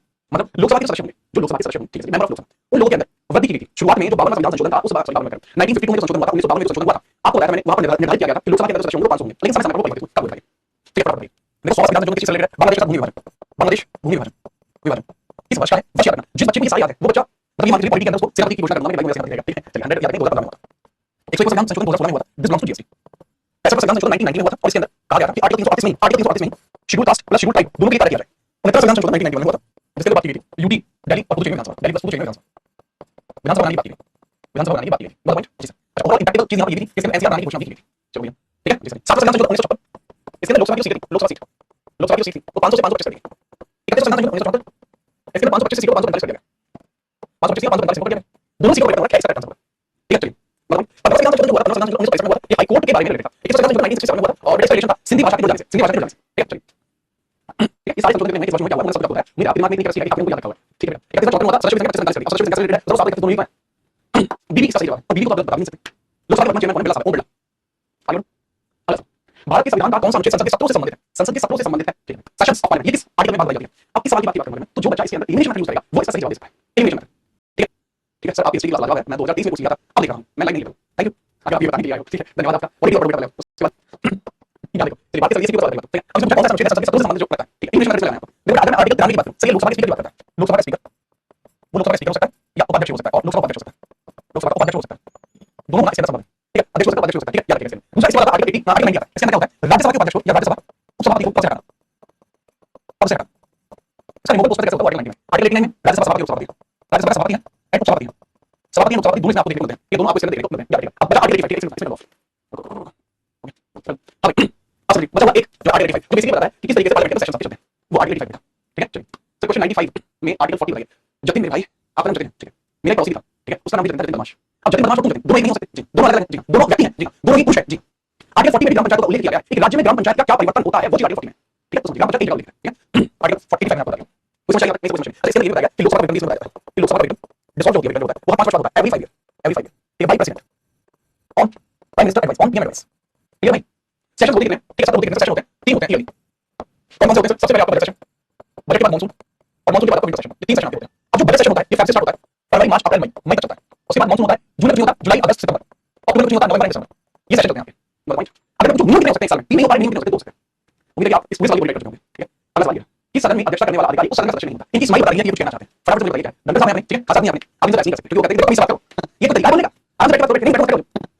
आप बहस नहीं देखते हो राजसभा की, मैं देखता हूं जब टीवी पे आती है, ठीक है, संसद टीवी पे तो मैं देखता हूं बहुत साल में यार, ठीक है। एक नंबर से कहते हैं बहुत सारे, तो आप ये बताइए कि किस सदन में अध्यक्षता करने वाला अधिकारी उस सदन का सदस्य नहीं होता, कौन सा सदन है? करेक्ट आंसर देखो लोकसभा का जो स्पीकर होता है, ठीक है, जिसको अध्यक्ष बोलते हैं आप, वो लोकसभा का ही सदस्य होता है, वो ठीक है। विधानसभा में सेम प्रोसीजर होता है, स्पीकर होता है, वो जो अध्यक्ष होता है वो इसी का सदस्य होता है, सेम टू सेम। लेकिन राज्यसभा में ऐसा नहीं है, करेक्ट आंसर विधान परिषद के अंदर से कैजुअल मीटिंग्स नहीं की जाती, ठीक है। चलिए ठीक है, और दिस इज जगदीप धनखड़ हमारे उपराष्ट्रपति, जगदीप धनखड़ है धनखड़, और ये है कौन सा हमारे उपराष्ट्रपति, और उपराष्ट्रपति इसके अध्यक्ष होते हैं, ठीक है, उपराष्ट्रपति इसके अध्यक्ष होते हैं। इनको पाली सभापति बोलते हैं, पाली सभापति क्योंकि सदस्य नहीं सभापति एक्स ऑफिशियल चीफ बोलते हैं, ठीक है। आंसर सी समझे। अच्छा एक बात बताना, जो डबल स्लाइड्स में क्वेश्चन है, ठीक है, ऊपर हिंदी नीचे इंग्लिश, ये क्वेश्चन आपके यूपीएसआई रेलवे या फिर उत्तर प्रदेश कांस्टेबल के हैं। जो क्वेश्चन आपके सिंगल स्लाइड है, ठीक है, इसके अंदर ईयर टैगिंग हो रखी है, वो क्वेश्चन सीजीएल या किसी और तरीके के, ठीक है, सीजीएल याद है। निम्नलिखित में से किस संशोधन अधिनियम में राज्य नीति के निर्देशक सिद्धांतों यानी डीपीएस में 39 39 43 48 एक जोड़ा था? अब बताइए फटाफट। देखो बहुत आसान है, जो 41 संविधान संशोधन हुआ था उसको रद्द कर दिया गया, 41 वाले को इसका मैटर नहीं होता, 40 वाले को भी रद्द किया गया, 39 वाले को भी रद्द किया गया था बाद में चल के। तो ये तो तीनों रद्द किए गए, इसमें कोई स्पेसिफिकेशन है नहीं, 42 संविधान संशोधन के बाद तीनों को रद्द किया गया। धन के केंद्रीकरण की बात की गई, धन का केंद्रीकरण, सेंट्रलाइजेशन आरोप। अब आप कहोगे सर जी इसमें बहुत सारी चीजें हैं बेटा जो इससे रिलेटेड है, 42 संविधान संशोधन से रिलेटेड है, मैं उसकी बात कर रहा हूं, आज नहीं कर रहा। ये है निशुल्क विधिक सहायता, निशुल्क विधिक सहायता सहायता 43 है सर, 43 है मजदूर प्रबंधन, लेबर मैनेजमेंट प्रबंधन, 48 है पर्यावरण की रक्षा, पर्यावरण की रक्षा। तो ये इस तरीके से काम करते हैं, मतलब पॉइंट 42 संविधान संशोधन का आंसर इससे आसान सवाल नहीं हो सकता, ये आज की क्लास का बिल्कुल ही सवाल था भाई। आगे बढ़े, चलो भाई बहुत बढ़िया। लोकसभा और राज्यसभा में गणतंत्र की संख्या क्या है? अभी मजे की बात बताऊं, बहुत मजे की बात। जब सवाल मैं सेट के अंदर सेट कर रहा था तो मैंने आप जाके सवाल को क्वेश्चन 100 रखा, ये पहले ऊपर नीचे हो रहा था, मैं सोचा कि मैं क्वेश्चन 100 रखूं, क्यों? क्योंकि आप आर्टिकल 100 जिसके अंदर चीज को लेके आर्टिकल 100 जिसके अंदर चीज को लेके समझे। चलिए फटाफट फटाफट भाई, ये गणतंत्र की संख्या होती है, इसको कौन नंबर बोलते हैं? गणतंत्र की संख्या इसको कौन नंबर बोलते हैं? कौन नंबर बोलते हैं? इसका उल्लेख किया गया है आर्टिकल 100, वो कितना होता है? 10%। राज्यसभा लोकसभा दोनों में 10% होता है, तो याद रखो। किसी का 10% निकालूं तो हो जाएगा 55 अप्रॉक्स। तो इतने मेंबर चाहिए जिसके बाद मीटिंग को स्टार्ट कर सकते हैं। हो जाएगा नंबर कि लोकसभा में इतने मेंबर चाहिए जब मीटिंग स्टार्ट होगी। ठीक है, सेम कॉन्सेप्ट है राज्यसभा वाला। उसके अंदर भी सेम कॉन्सेप्ट चलता है। 245 मेंबर्स हैं, उसका 10% निकालना है आपको, परसेंट बाय 10 तो ये हो जाएगा 24.5 मेंबर अप्रॉक्स 25। इतना मेंबर चाहिए मीटिंग स्टार्ट करने की। ठीक है, चलिए आगे बढ़िए। आंध्र प्रदेश पुनर्गठन अधिनियम किस वर्ष पारित किया गया था? सवाल graduate level 2023 shifting. Graduate level का मतलब होता है फेस के सवाल है और ये सवाल जो है वो फेस स्टैंड है। एसएससी फेस स्टैंड का सवाल। सवाल ने पूछा कि आंध्र प्रदेश पुनर्गठन अधिनियम किस वर्ष पारित किया गया था? Andhra Pradesh organisation act. पूछना है भारत से जवाब दीजिए। तब ये जो चीज है ऑर्गेनाइजेशन एक्ट को पारित किया गया, फटाफट समझ आइए, फटाफट समझिए। आंसर क्या एकदम थोड़ा बताता हूं, आंसर नहीं बताता हूं। देखो ये पारित किया गया 2014 में, आंध्र प्रदेश ऑर्गेनाइजेशन एक्ट पारित 2014। आपको याद होगा 2 जून 2014 में श्री कृष्ण समिति की सिफारिश पर, कृष्णकांत समिति की सिफारिश पर आंध्र का सेपरेशन हो जाता है। आंध्र का क्या सेपरेशन विभाजन हो जाता है और बनता है यहाँ से सिंगल तेलंगाना। तेलंगाना याद रखना भाई, याद रखना। अच्छा, आंध्र को बना था when was Andhra organised? Andhra 1953 में भाषा आधार पर पहला राज्य, भाषा आधार पर पहला राज्य। और भाषा कौन सी थी सर? तेलुगु। तेलुगु भाषा के आधार पर पहला राज्य। ठीक है, चलिए आगे बढ़ें। जी हाँ सर, क्या इनमें से एग्जाम में क्वेश्चन आ सकते हैं? ओहो नितेश मेरी शादी कर दी। लोकसभा चुनाव का कोई प्रत्याशी अपनी जमानत खो देता है या किसी प्राप्त ना हो सके। ठीक है, लेकिन लोकसभा के अंदर चुनाव होता है तो कोई प्रत्याशी है वो अपनी जमानत को कब खो देता है? जमानत को कब खो देता है? हर एक व्यक्ति के लिए इस फैसले की जमानत तय की जाती है। जैसे राष्ट्रपति उपराष्ट्रपति 15,000, बाकी सब उसके लिए अलग है। तो अब इसमें ये पूछा है कि मिनिमम कितनी वोट्स आपको चाहिए अगर आपको अपनी जमानत राशि सिक्योरिटी डिपॉजिट बचाना है? फटाफट भाई सवाल भाई सवाल। तो भाई इजी सवाल था, इजी आंसर था। अगर आप बैंक ऑफ 1.6 लेके आते हो तो आपकी जमानत कब खो देंगे? 1.6 से लाना होता है गवर्नमेंट। जी सर सिंपल है। ठीक है भाई, चलो इसमें ये होगा मतलब 1.6 इसमें ये होगा। लेकिन अगर इसमें आप लिखना चाहें प्रेसिडेंट की जमानत राशि कितनी होती है? जमानत राशि सर 15,000 की जनरल कैटेगरी के लिए, 15,000 की जनरल कैटेगरी के लिए। ठीक है, चलिए अगला सवाल। ये क्या है? Article question of the constitution of India deal with provision related to administration control schedule area schedule tribe. बहुत बड़ा सवाल है। कब था भैया? सीरियल 2020 का। ठीक है, मेरा पेपर था लेकिन मेरी शिफ्ट नहीं थी। ठीक है, 2020 में आई टू एग्जाम सीरियल बट ये शिफ्ट नहीं है। फटाफट भाई अब जो मैं आपसे यहाँ सवाल पूछा है कौन सा आर्टिकल है भारत में संविधान में अनुसूचित क्षेत्र अनुसूचित जनजाति प्रशासन नियंत्रण के बारे में बताता है? आप समझना। देखो भाई अगर आपको सारे आर्टिकल याद नहीं है तो आप फिर 10 क्लास में हो गया, आप फिर क्लास सही बैठना पड़ेगा उस क्लास में। आर्टिकल 222 किस बारे में उल्लेख करता है? एक हाईकोर्ट से दूसरे हाईकोर्ट में जाना, हाईकोर्ट में जाना मैं ट्रांसफर भाई ट्रांसफर करता हूं 22%। ठीक है, ये तो नहीं हो सकता। आर्टिकल 224 ठीक है, इसके अंदर क्या होता है? हाईकोर्ट में अपन न्यायाधीशों की नियुक्ति, अपन न्यायाधीशों की नियुक्ति, अन्याय या फिर अतिरिक्त अपन न्यायाधीशों की नियुक्ति, अतिरिक्त या अपन न्यायाधीशों की नियुक्ति, बीच नियुक्ति जरूरत पड़ती है तो वर्कलोड बढ़ जाता है तो एडिशनल जजेस, एडिशनल जजेस को नियुक्त किया जाता है। करता प्रेसिडेंट है, करता प्रेसिडेंट है। ठीक है, उसके बाद आर्टिकल 244 1 और 244 सेकंड 244 पहला 244 दूसरा यहाँ पर आती है। अगर 244 पहले की बात करें, इफेक्ट ऑफ 244 फर्स्ट तो इसमें आप थोड़ी सी चीजों को याद रखना। 244 पहले के अंदर ये बात क्लियर तौर पर समझाएगी कि इसके अंदर schedule caste and schedule tribe administration की बात की जाएगी, रेशन की बात की जाएगी। ऊपर इसके अंदर बताएगा अनुसूची 5 के बारे में, अनुसूची 5 के बारे में। क्लियर है जी? ठीक है, हमसे पूछा ये सही जवाब हो गया। लेकिन बच्चे यहाँ कंफ्यूज हो जाएंगे 244 दूसरे में, यहाँ कंफ्यूज हो सकते हो। यही आपको कंफ्यूज नहीं होना। 244 दूसरा है, ये आपका अनुसूची 6 से रिलेट करता है, अनुसूची 6 से रिलेट करता है। और अनुसूची 6 का मतलब क्या है? यहाँ पर बताता है असम त्रिपुरा मेघालय मिजोरम 80 असम त्रिपुरा मेघालय मिजोरम इस क्षेत्र का प्रस्ताव 80 से रिलेटेड 244 दूसरा इसी बोलते हैं। अब भाई मैं एग्जाम को निकाल चुका हूं और मुझे ज्वाइन नहीं करना है। ठीक है, याद रखिएगा। और शायद कुछ जो वेबसाइट्स हैं या फिर कुछ यूट्यूब चैनल्स हैं उसमें कई सारे जगह रिजल्ट दिखाया गया है। मुझे नहीं पता रिजल्ट कहां से निकाला था, लेकिन रिजल्ट 2-4 यूट्यूब चैनल्स दिखाया हुआ था तो बढ़िया लगा मुझे। ठीक है, ओरिजिनल दिखाया था मैंने, फर्जी वाला नहीं किया। ठीक है, कौन सा रिजल्ट दिखाया था? लिख वाला दिखाया था, सीजल दिखाया था, सीजल दिखाया था, बढ़िया है। एमपीएस वाला दिखाया था जी। हां, ये वाला नहीं जानता था, पढ़ना मुझे पसंद है और बढ़िया था। ठीक है, तो आप कंफ्यूज मत होना। इसके अंदर एटीएम के बारे में बताया गया, ये भी अनुसूचित क्षेत्र का ही यहाँ पर प्रावधान किया गया है। लेकिन सर मैटर सारा करता है यहाँ से सब यहाँ से पूछा तो यहाँ से सवाल करता है एससी एडमिनिस्ट्रेशन के बारे में, इसलिए आपको 244 ठीक है। ठीक है जी, आगे बढ़ते हैं। अगला सवाल लोकसभा में राज्यों को किस आधार पर सीटें आवंटित होती हैं? ठीक है, अब आपको ये बताना है लोकसभा में जो सीटों का आवंटन होता है वो किस प्रकार से होता है वो बताइए।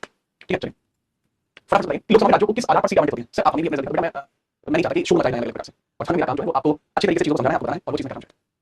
ठीक है, और उम्मीद है कि आपकी चीजें बताऊंगी कि आप याद रखेंगे।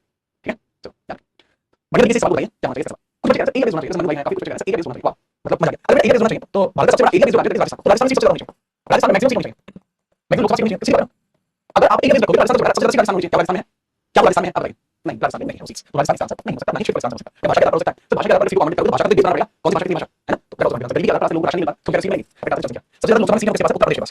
अपना प्रदेश उत्तर प्रदेश जेएमपी मुझे आप यूपी से यूपी से जनसंख्या का ठीक है। अभी तो संख्या जो है 6 आधार पर सीट ये सीट आवंटन जो है वो डिलिमिटाइजेशन होना है। क्या होना है? डिलिमिटाइजेशन होना है। लेकिन 2026 होना है, तो 2026 तक सीटें स्थायी हैं, 2026 तक सीटें स्थायी हैं। क्या बेटा स्थायी हैं, स्टेबल हैं सीटें। गवर्नमेंट हां सर यूपी के अंदर मैक्सिमम सीट है, यूपी में मैक्सिमम सीट ठीक है 80। आगे निम्नलिखित में कौन सा शब्द भारतीय संविधान के 42 संशोधन की प्रस्तावना में जोड़ा गया? ओके एमपीएस सही सवाल है। जो 42 संविधान संशोधन 1976 में हुआ था लिखा नहीं है। इसमें 3 शब्द भारतीय प्रस्तावना में जोड़े, वो 3 शब्द कौन से हैं? वो 3 शब्द आपके कौन से हैं? आप बताइए। फटाफट से 3 शब्द बताइए प्रस्तावना में आपके जोड़े गए 42 संविधान संशोधन 1976 के द्वारा। फटाफट से नहीं पता वो कौन से सर? एक तो हो जाएगा इसमें समाजवादी, एक हो जाएगा पंथ निरपेक्ष और एक हो जाएगा अखंड। सर हम तो बोलते भी इंग्लिश में है। अच्छा भाई लो इंग्लिश में लिख लो सोशलिस्ट, सेक्युलर एंड इंटीग्रल। ठीक है तो बेटा समाजवादी शब्द से जोड़ा गया था डेमोक्रेटिक, पहले से ही यूनिवर्सल शब्द नहीं है रिपब्लिक का, ये तो पहले से ही थी, ये बाद में जोड़ा गया। बाकी ये अगर सोशलिस्ट होगा इंटीग्रल होगा तो इसमें जोड़ा गया। इस तरह का एक तरह से धर्म निरपेक्ष जोड़ा गया, पंथ निरपेक्ष जोड़ा गया था, धर्म निरपेक्ष नहीं जोड़ा गया था। The word that was edited that was secular not religious secular. धर्म निरपेक्ष अलग होता है और पंथ निरपेक्ष अलग होता है, समझ लो। आगे बढ़िए, आगे बढ़ो। लोकसभा अध्यक्ष को उसके कार्यकाल की समाप्ति के पूर्व पद से हटा सकते हैं। एक लोकसभा का मेंबर का बहुत ज्यादा मजाक मचा रहा बहुत ज्यादा ठीक है, तो उसको उसके पद से आप कैसे हटा सकते हैं? इसके बारे में प्रोविजन दिया गया है, दैट इज आर्टिकल 94 94 में दिया गया। अब आर्टिकल 94 के अकॉर्डिंग मुझे बताइए उसको उसके पद से आप कैसे हटा सकते हैं? ठीक है, पूर्व कब हटाया जा सकता है? आर्टिकल 94 कौन सा दिया हुआ है? अब बताइए। प्रधानमंत्री की संतुष्टि पर राष्ट्रपति कोई मैटर नहीं है, आपसे मैटर पर्सनल राष्ट्रपति का मैटर राष्ट्रपति का अपॉइंट करना है सकता है। ठीक है चलिए एक कांड आंसर लोकसभा द्वारा संकल्पित किया। अच्छा यदि लोकसभा प्रधानमंत्री सरकार निर्णय से कुछ नहीं होगा, यदि संसद दोनों सदनों का मतलब सिर्फ एक मैटर है, खत्म हो गया। लोकसभा में चाहिए matter. Option B correct answer, option B correct answer. बेटा लोकसभा की बात पूछिए, दोनों सदनों में क्यों जा रहे हो तुम जा रहे हो दोनों सदनों में? बताओ ये पूरा ध्यान रखो। आर्टिकल 1 क्वेश्चन में चेक करना है, आर्टिकल 94 में दिया हुआ है लोकसभा में एक पारित करना पड़ेगा और वो भी विशेष बहुमत से, और वो भी विशेष बहुमत से। विशेष बहुमत मतलब 2/3 बहुमत से, 2/3 बहुमत से कितनी मेजॉरिटी? 2/3 मेजॉरिटी से। तो करेक्ट आंसर इसका आर्टिकल 94 भी होगा। अब बोलने सवाल को भी बहुत अच्छे से करते हैं सवाल। ठीक है चलो एक बात से भला मालूम क्या करते हैं ऑप्शन में क्या करते हैं क्या अधिकार मोल रहेगा। चलिए आगे, किस संविधान संशोधन के अधिनियम से भारतीय संविधान में नगर पालिकाओं से संबंधित प्रावधान को जोड़ा गया? अब बात समझना। सीएसएस 2023 में आया, एसएससी सीडीएल सीडीएल लिखा जाता है, combined graduate level exam CDL भी लिखा जाता है। 2022 मेंस में आया था और मेंस जो हुआ था दिसंबर 3 को हुआ था, दिसंबर 3 उसका मेंस हुआ था। एक शिफ्ट होती है मेंस में, दूसरी शिफ्ट निकली थी। तो सीडीएल 2022 में दिसंबर 3 में क्वेश्चन आया था। तो आप ये बताना है कि म्युनिसिपैलिटीज का जो सिस्टम है किस चीज का होता है। बताइए फटाफट से। 97 संविधान संशोधन 2011 बेटा नंबर ये सरकारी समिति है जो सांसद है, ये सरकारी समिति है, सरकारी समिति है। आर्टिकल 243 जेड एक्स जेड ये तो हो नहीं सकता। 71 संविधान संशोधन 1992 कुछ स्पेशल प्रोविजंस थे जो एनसीआर के लिए। 74 संविधान संशोधन 1992 ये म्युनिसिपैलिटीज का इसी का संविधान में म्युनिसिपैलिटीज को जोड़ा गया। पार्ट 9 जोड़ा गया जो म्युनिसिपैलिटीज से बिलोंग करता है। एंड आर्टिकल 243 पी से जेड ई से लेके जेड जी तक भी जोड़ा गया था। ये म्युनिसिपैलिटीज से बिलोंग करता है। सी थोड़ा दिमाग लगा हुआ है। रखने पे पूरी तरीके से रखने बस। 69 संविधान संशोधन पहली बार 69 संशोधन 1993 में हुआ। ठीक है, ये तो लिखा जाता है। 69 संशोधन 1991 ठीक है, सी का आंसर। कितने विषय पढ़े? अगर नाम एक बच्चे होता है ये विषय सही बात है, विषय में टॉपिक लिखा है। ठीक है, आगे सुनिए। लोकसभा में एक वर्ष में कम से कम कितने सत्र बुलाए जाते हैं? इस बात के बारे में चर्चा हो चुकी है। लोकसभा के अंदर 3 सत्र होते हैं। ठीक है, जिसके अंदर मानसून सबसे पहले होता है बजट, पहला सेशन होता है, दूसरा होता है मानसून सेशन होता है, तीसरा होता है विंटर सेशन होता है। इसमें यही बोला गया है कि भाई बजट सेशन होता है फरवरी से स्टार्ट होकर मई तक चलता है। ठीक है, जुलाई से स्टार्ट होकर चलता है, सितंबर चलता है, नवंबर दिसंबर चलता है। ये 3 सेशन है। तीनों का उल्लेख किया गया आर्टिकल 25 में किया गया। आपसे यही पूछा गया कि इसमें मिनिमम कितने सेशन होने चाहिए? नहीं पूछा गया कम से कम। अगर मिनिमम पूछा होता है संस्कृत मिनिमम पूछा 2 बार सेशन लगने चाहिए। दो बार सेशन मिनिमम पूछा, मिनिमम पूछा नहीं कम से कम। तो मिनिमम इसका 2 है। अगर नॉर्मल होता तो 3 होता। साधारण इसका 3 है, मिनिमम इसका 2 है। ठीक है, मैक्सिमम नहीं है, मैक्सिमम 3 नहीं है, मैक्सिमम डिफाइन नहीं है। कितने सत्र बुलाए जा सकते हैं? मैक्सिमम कोई डिफाइन नहीं है, कितने भी बुलाए जा सकते हैं। लेकिन नॉर्मल होता तो 3 होता। आगे एट प्रेजेंट हाउ मेनी जजेस are in the supreme court of India including the CBI? Chief justice of India को लगाकर कितने जजेस हमारे यहाँ पर? ठीक है, अब मैंने क्या आपको चीफ जस्टिस को लगाकर सुप्रीम कोर्ट में कितने जजेस? ये क्वेश्चन आपको यूपी करता है। ठीक है, मुझे याद है कि लिख दिया। ठीक है, चलिए विंटर में नवंबर से दिसंबर है। अच्छा, नवंबर से सितंबर हो नहीं सकता बेटा, दिसंबर में होगा। ऑब्वियस बात है। अब बताइए, बहुत बढ़िया। बढ़िया, नंबर 34 इसके अंदर 33 होंगे अनरिजर्व और 33 के बाद एक जो होगा मुख्य सीजीआई होगा। सीजीआई होगा जो वर्तमान में यहाँ पर डिवाइड नहीं है, डिवाइड करना शुरू नहीं है। ठीक है, इनके साथ अभी बातचीत इतनी नहीं है, इनसे बातचीत बनानी पड़ेगी। ठीक है, इनके हम चुन आ रहे हैं, इनसे बात करनी पड़ेगी, मैं बता नहीं है। ठीक है, 33 अनरिजर्व एक मुख्य जब भी संख्या कौन निर्धारित करता है? संसद निर्धारित करती है। पहले एनजेक्ट करता है, संसद करती है। मतलब बॉडी सीजीआई को परामर्श करता है, देन संसद में बात होती है, देन प्रेसिडेंट उसको आदेश जारी करता है। अगला सवाल, भारतीय संविधान में कौन सा संशोधन उच्च न्यायालय के अधिकार क्षेत्र को केंद्र शासित प्रदेशों तक विस्तृत करने से संबंधित है? मैं सीधी बात है, इसका सही जवाब है संविधान संशोधन 1954। क्योंकि आप सोचोगे टाइम लगेगा। ठीक है, मतलब संविधान संशोधन में ये चीज लिखी गई थी कि यदि उसमें सीधा तौर पर लिख दिया गया कि यदि राष्ट्रपति चाहे तो एक हाई कोर्ट को, एक राज्य के हाई कोर्ट को, वह एक यूटी हाई कोर्ट में ठीक है कार्य क्षेत्र तक विस्तार करेगा। तो याद रखना, इसके अंदर जैसे आज की डेट में आप देखो कलकत्ता हाई कोर्ट में अनुमान निकोबार सारी केस लेता है, केरल हाई कोर्ट लक्षद्वीप के केस लेता है, मद्रास हाई कोर्ट इसी तरीके अलग अलग केस लिए जाते हैं। ये इसी चीज से होता है, सारे संविधान संशोधन 1954 के बाद। बाकी पहला 31 मैं बता दूंगा। ठीक है, आपके सवाल पूछने सुनिए, बाकी सवाल आपके क्लास में होंगे और कैसे क्लास एक बताएं आप, बाकी आप फॉलो कर सकते हैं इंस्टाग्राम पर जीत नंबर समझ कैसे क्लास बताइए, कोई दिक्कत आपको? नहीं दिक्कत नहीं मौलाना जी सर। चलो चलो हम निकल कल मिल जाएगा। ठीक है, चलिए हेड चलिए। अब हेड वाली नहीं है, इसी इसमें मैं सारे संविधान संशोधन की चीज होगी। ठीक है, क्या देखना जी हां। ठीक है, चलो कल बताता हूं। सावधानी से सोचिए, आप सभी धन्यवाद, मारो टाटा, बाय बाय, जय हिंद, कल लेंगे तारीख जाएगा और कल बात करेंगे। Tata.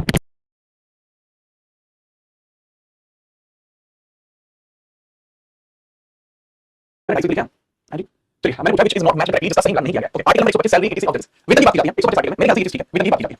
Article number 131 original जुडिक्शन of supreme court, ये भी क्योंकि जुडिक्शन की बात करूंगा, जुडिक्शन की बात की जाती है तो दिस इज आल्सो मैच, जुडिक्शन की बात की जाती है ये मैच हो गया। Article 137 ancillary powers of supreme court, supreme court की एंसिलरी पावर्स जो है वो होती है आर्टिकल 140 में 140 में होती है एंसिलरी पावर्स। किसमें होती है? आर्टिकल 140 में होती है। लेकिन 137 में रखिए, जब 137 में तो जुडिशियल रिव्यू होता है, जुडिशियल रिव्यू होता है। ये तो बहुत बात की है इसके ऊपर, जुडिशियल रिव्यू बोलते हैं न्यायिक पुनर्विलोकन, न्यायिक पुनर्विलोकन। तब इसको न्यायिक पुनर्विलोकन बोलते हैं। तो बस हो गया ना, सीधे तरीके से इसमें गलती करना मिला नहीं किया गया, ये करना। बाकी आर्टिकल 143 आप जानते हैं पावर है प्रेसिडेंट की, वो कंसल्ट कर सकता है सुप्रीम कोर्ट से। तो ओवरऑल अगर बात करें एक परफेक्ट क्वेश्चन आंसर आपने दिया और आपको बहुत बढ़िया तरीके से चीज समझ में आया। ओके, अब जो पूछना है हिंदी में बता दो, लोग आर्टिकल 125 में दिया गया जजों का वेतन, जजों का वेतन। ठीक है, जो सही इसके अंदर दिया गया सुप्रीम कोर्ट का वास्तविक क्षेत्राधिकार, सुप्रीम कोर्ट का वास्तविक क्षेत्राधिकार, क्षेत्राधिकार, क्षेत्राधिकार। एंसिलरी पावर्स के अंदर जो सुप्रीम कोर्ट की होती है, बोलते हैं सुप्रीम कोर्ट की सहायक शक्ति, सहायक शक्ति। ठीक है, इसके सुप्रीम कोर्ट ऐसे डिसीजन ले सकता है जिसके अंदर बिना केस किए डिसीजन ले रहा है। ठीक है, अपने क्षेत्राधिकार में कुछ कर सकता है सुप्रीम कोर्ट। नेक्स्ट नंबर लिख लिया और ये राष्ट्रपति की परामर्श शक्ति, और राष्ट्रपति की सुप्रीम कोर्ट से करने की शक्ति, परामर्श करने की शक्ति, की शक्ति। ठीक है, याद रखना। ठीक है, चलिए बहुत बढ़िया, याद रखिए। बहुत बढ़िया तरीके से अगला सवाल संविधान अधिनियम के संशोधन के कारण भारत में राष्ट्रीय न्यायिक नियुक्ति आयोग की स्थापना। बहुत बढ़िया, which amendment of constitution lead to the establishment of NJAC, इसके एनजैक की बात की गई है, एनजैक, एनजैक की बात की गई है। ठीक है, ये क्वेश्चन बेटा रिपीट आगे चल के क्वेश्चन गलत लग गया, एनजैक की बात की गई है। ठीक है, चलो फटाफट आगे बढ़िए बेटा, बढ़िया तरीके से मैं आपको एनजैक किस चीज से रिलेटेड पहले आपको ये बताना चाहिए कब हुआ है, किस वर्ष में हुआ है। देखो 95वां संविधान संशोधन हुआ है, 95वां संविधान संशोधन ये 2009 में हुआ, तब 2009 में हुआ। इसके थ्रू क्या हुआ? 95वां संविधान संशोधन कहता है एससी और एसटी तथा एंग्लो इंडियन का, एंग्लो इंडियन का, एंग्लो इंडियन का लोकसभा में 10 वर्ष के लिए आरक्षण बढ़ा दिया गया, 10 वर्ष के लिए आरक्षण बढ़ा दिया गया। रिजर्वेशन को 10 इयर्स के लिए बढ़ा दिया गया। अब ये इसकी वजह से इंपैक्ट इसमें आया सर, आर्टिकल 334 में इंपैक्ट आया और भाग इससे आरक्षण को बढ़ाया जाना, उसका टेन्योर जो होता है उसको 10 इयर्स के लिए बढ़ाया तो इस पर बढ़ा। इसके अलावा अभी वर्तमान में एससी की सीटें कितनी हैं? एससी के वर्तमान में 84 सीटें हैं, एसटी के 47 सीटें हैं लोकसभा में। ठीक है, 10 वर्ष के लिए आरक्षण बढ़ा दिया गया। इसके बाद 99वां संविधान संशोधन आपका हुआ था सभी, 99वां संविधान संशोधन जो हुआ था वो हुआ था 2014 में। इसके द्वारा कॉलेजियम प्रणाली की जगह पर एनजेक प्रणाली यूज की गई। कॉलेजियम ये क्या होता है? 5 लोगों का समूह होता है, का समूह होता है जिसके अंदर सीजीआई भी होता है और 4 सीनियर मोस्ट जजेस होते हैं, सीजेआई प्लस 4 वरिष्ठ न्यायाधीश, सीनियर मोस्ट जज, वरिष्ठ न्यायाधीश। कोई बड़ा डिसीजन होता है तो वो कॉलेजियम लेता है, अपॉइंटमेंट वगैरह होती है जैसे वो भी कॉलेजियम करता है। लेकिन कॉलेजियम के डिसीजन को कुछ समय के लिए रोककर 2014 के अंदर एनजेक बनाया गया, एनजेएसी, एनजेक। ठीक है, एनजेक की फॉर्म क्या होती है? नेशनल जुडिशियल अपॉइंटमेंट कमीशन, राष्ट्रीय न्यायिक नियुक्ति आयोग की स्थापना। ठीक है, एनजेक में क्या था सर जी, इसको अगर हम बात आपको समझाने की कोशिश करूं तो ये बनाया इसलिए गया था ताकि सुप्रीम कोर्ट के अंदर जजेस की नियुक्ति की जा सके, सुप्रीम कोर्ट के अंदर जजेस की नियुक्ति की जा सके, इसलिए बनाया। ठीक ठीक है सर। अच्छा, लेकिन ये जो चीज है अक्टूबर 2015 में अनकॉन्स्टिट्यूशनल घोषित कर दी गई और आगे कॉलेजियम आ गया। क्या हुआ? 2015 में ये जो एनजेक है इसको रद्द कर दिया गया। कॉलेजियम पहले से भी चल रहा था और अभी वर्तमान में भी चल रहा है। ठीक है, मेरे ख्याल से अभी आप में से किसी बच्चे को दिक्कत नहीं आएगी। ठीक है भाई, कॉलेजियम को रोककर एनजेक शुरू किया गया, लेकिन इसको 2015 अक्टूबर में रद्द कर दिया गया। ठीक है, एनजेक क्या होता है इसलिए ताकि सुप्रीम कोर्ट में जजेस की नियुक्ति कैसे। ठीक है जी, हां बहुत बढ़िया। 96वां संविधान संशोधन 2011 में हुआ था। इसमें जो उड़िया है ना, उड़िया का शब्द उड़िया कर दिया गया, उड़िया का जो भाषा होती है, उड़िया भाषा उसका शब्द उड़िया कर दिया गया। ठीक है, 97वां संविधान संशोधन ये हुआ था कभी, 97वां संविधान संशोधन ये 2011 में हुआ था। इसके थ्रू क्या किया सर? इसके थ्रू सहकारी समितियों को संवैधानिक दर्जा मिला, सहकारी समितियों को संवैधानिक दर्जा, समितियों को संवैधानिक दर्जा, संवैधानिक दर्जा दिया है। सहकारी समितियों को संवैधानिक दर्जा मिला, कॉन्स्टिट्यूशन राइट मिला। इसी संविधान संशोधन में 9 बी संविधान का भाग भी ऐड ऑन हुआ, 9 बी ऐड ऑन हुआ, 243 जेड एच से लेके जेड टी इसके अंदर ऐड ऑन हुए, आर्टिकल 43 बी इसमें ऐड ऑन हुआ, ठीक है। आर्टिकल 19 फर्स्ट सी का एक और क्लॉज इसके अंदर ऐड हुआ, तो बहुत सारी चीजें होंगी। इस वाले से 99 संविधान संशोधन 2014, ठीक है, याद रखना। उम्मीद है समझ पाएंगे। जी जी, आगे बढ़ो। ये बड़ा बढ़िया इसमें पूछा भारत के सर्वोच्च न्यायालय के किसी भी सेवानिवृत्त न्यायाधीश को क्वेश्चन मार्क की पूर्ण अनुमति के साथ के द्वारा सुप्रीम कोर्ट के न्यायाधीश के रूप में बैठना और कार्य करने के लिए वापस बुलाया जा सकता है, ठीक है।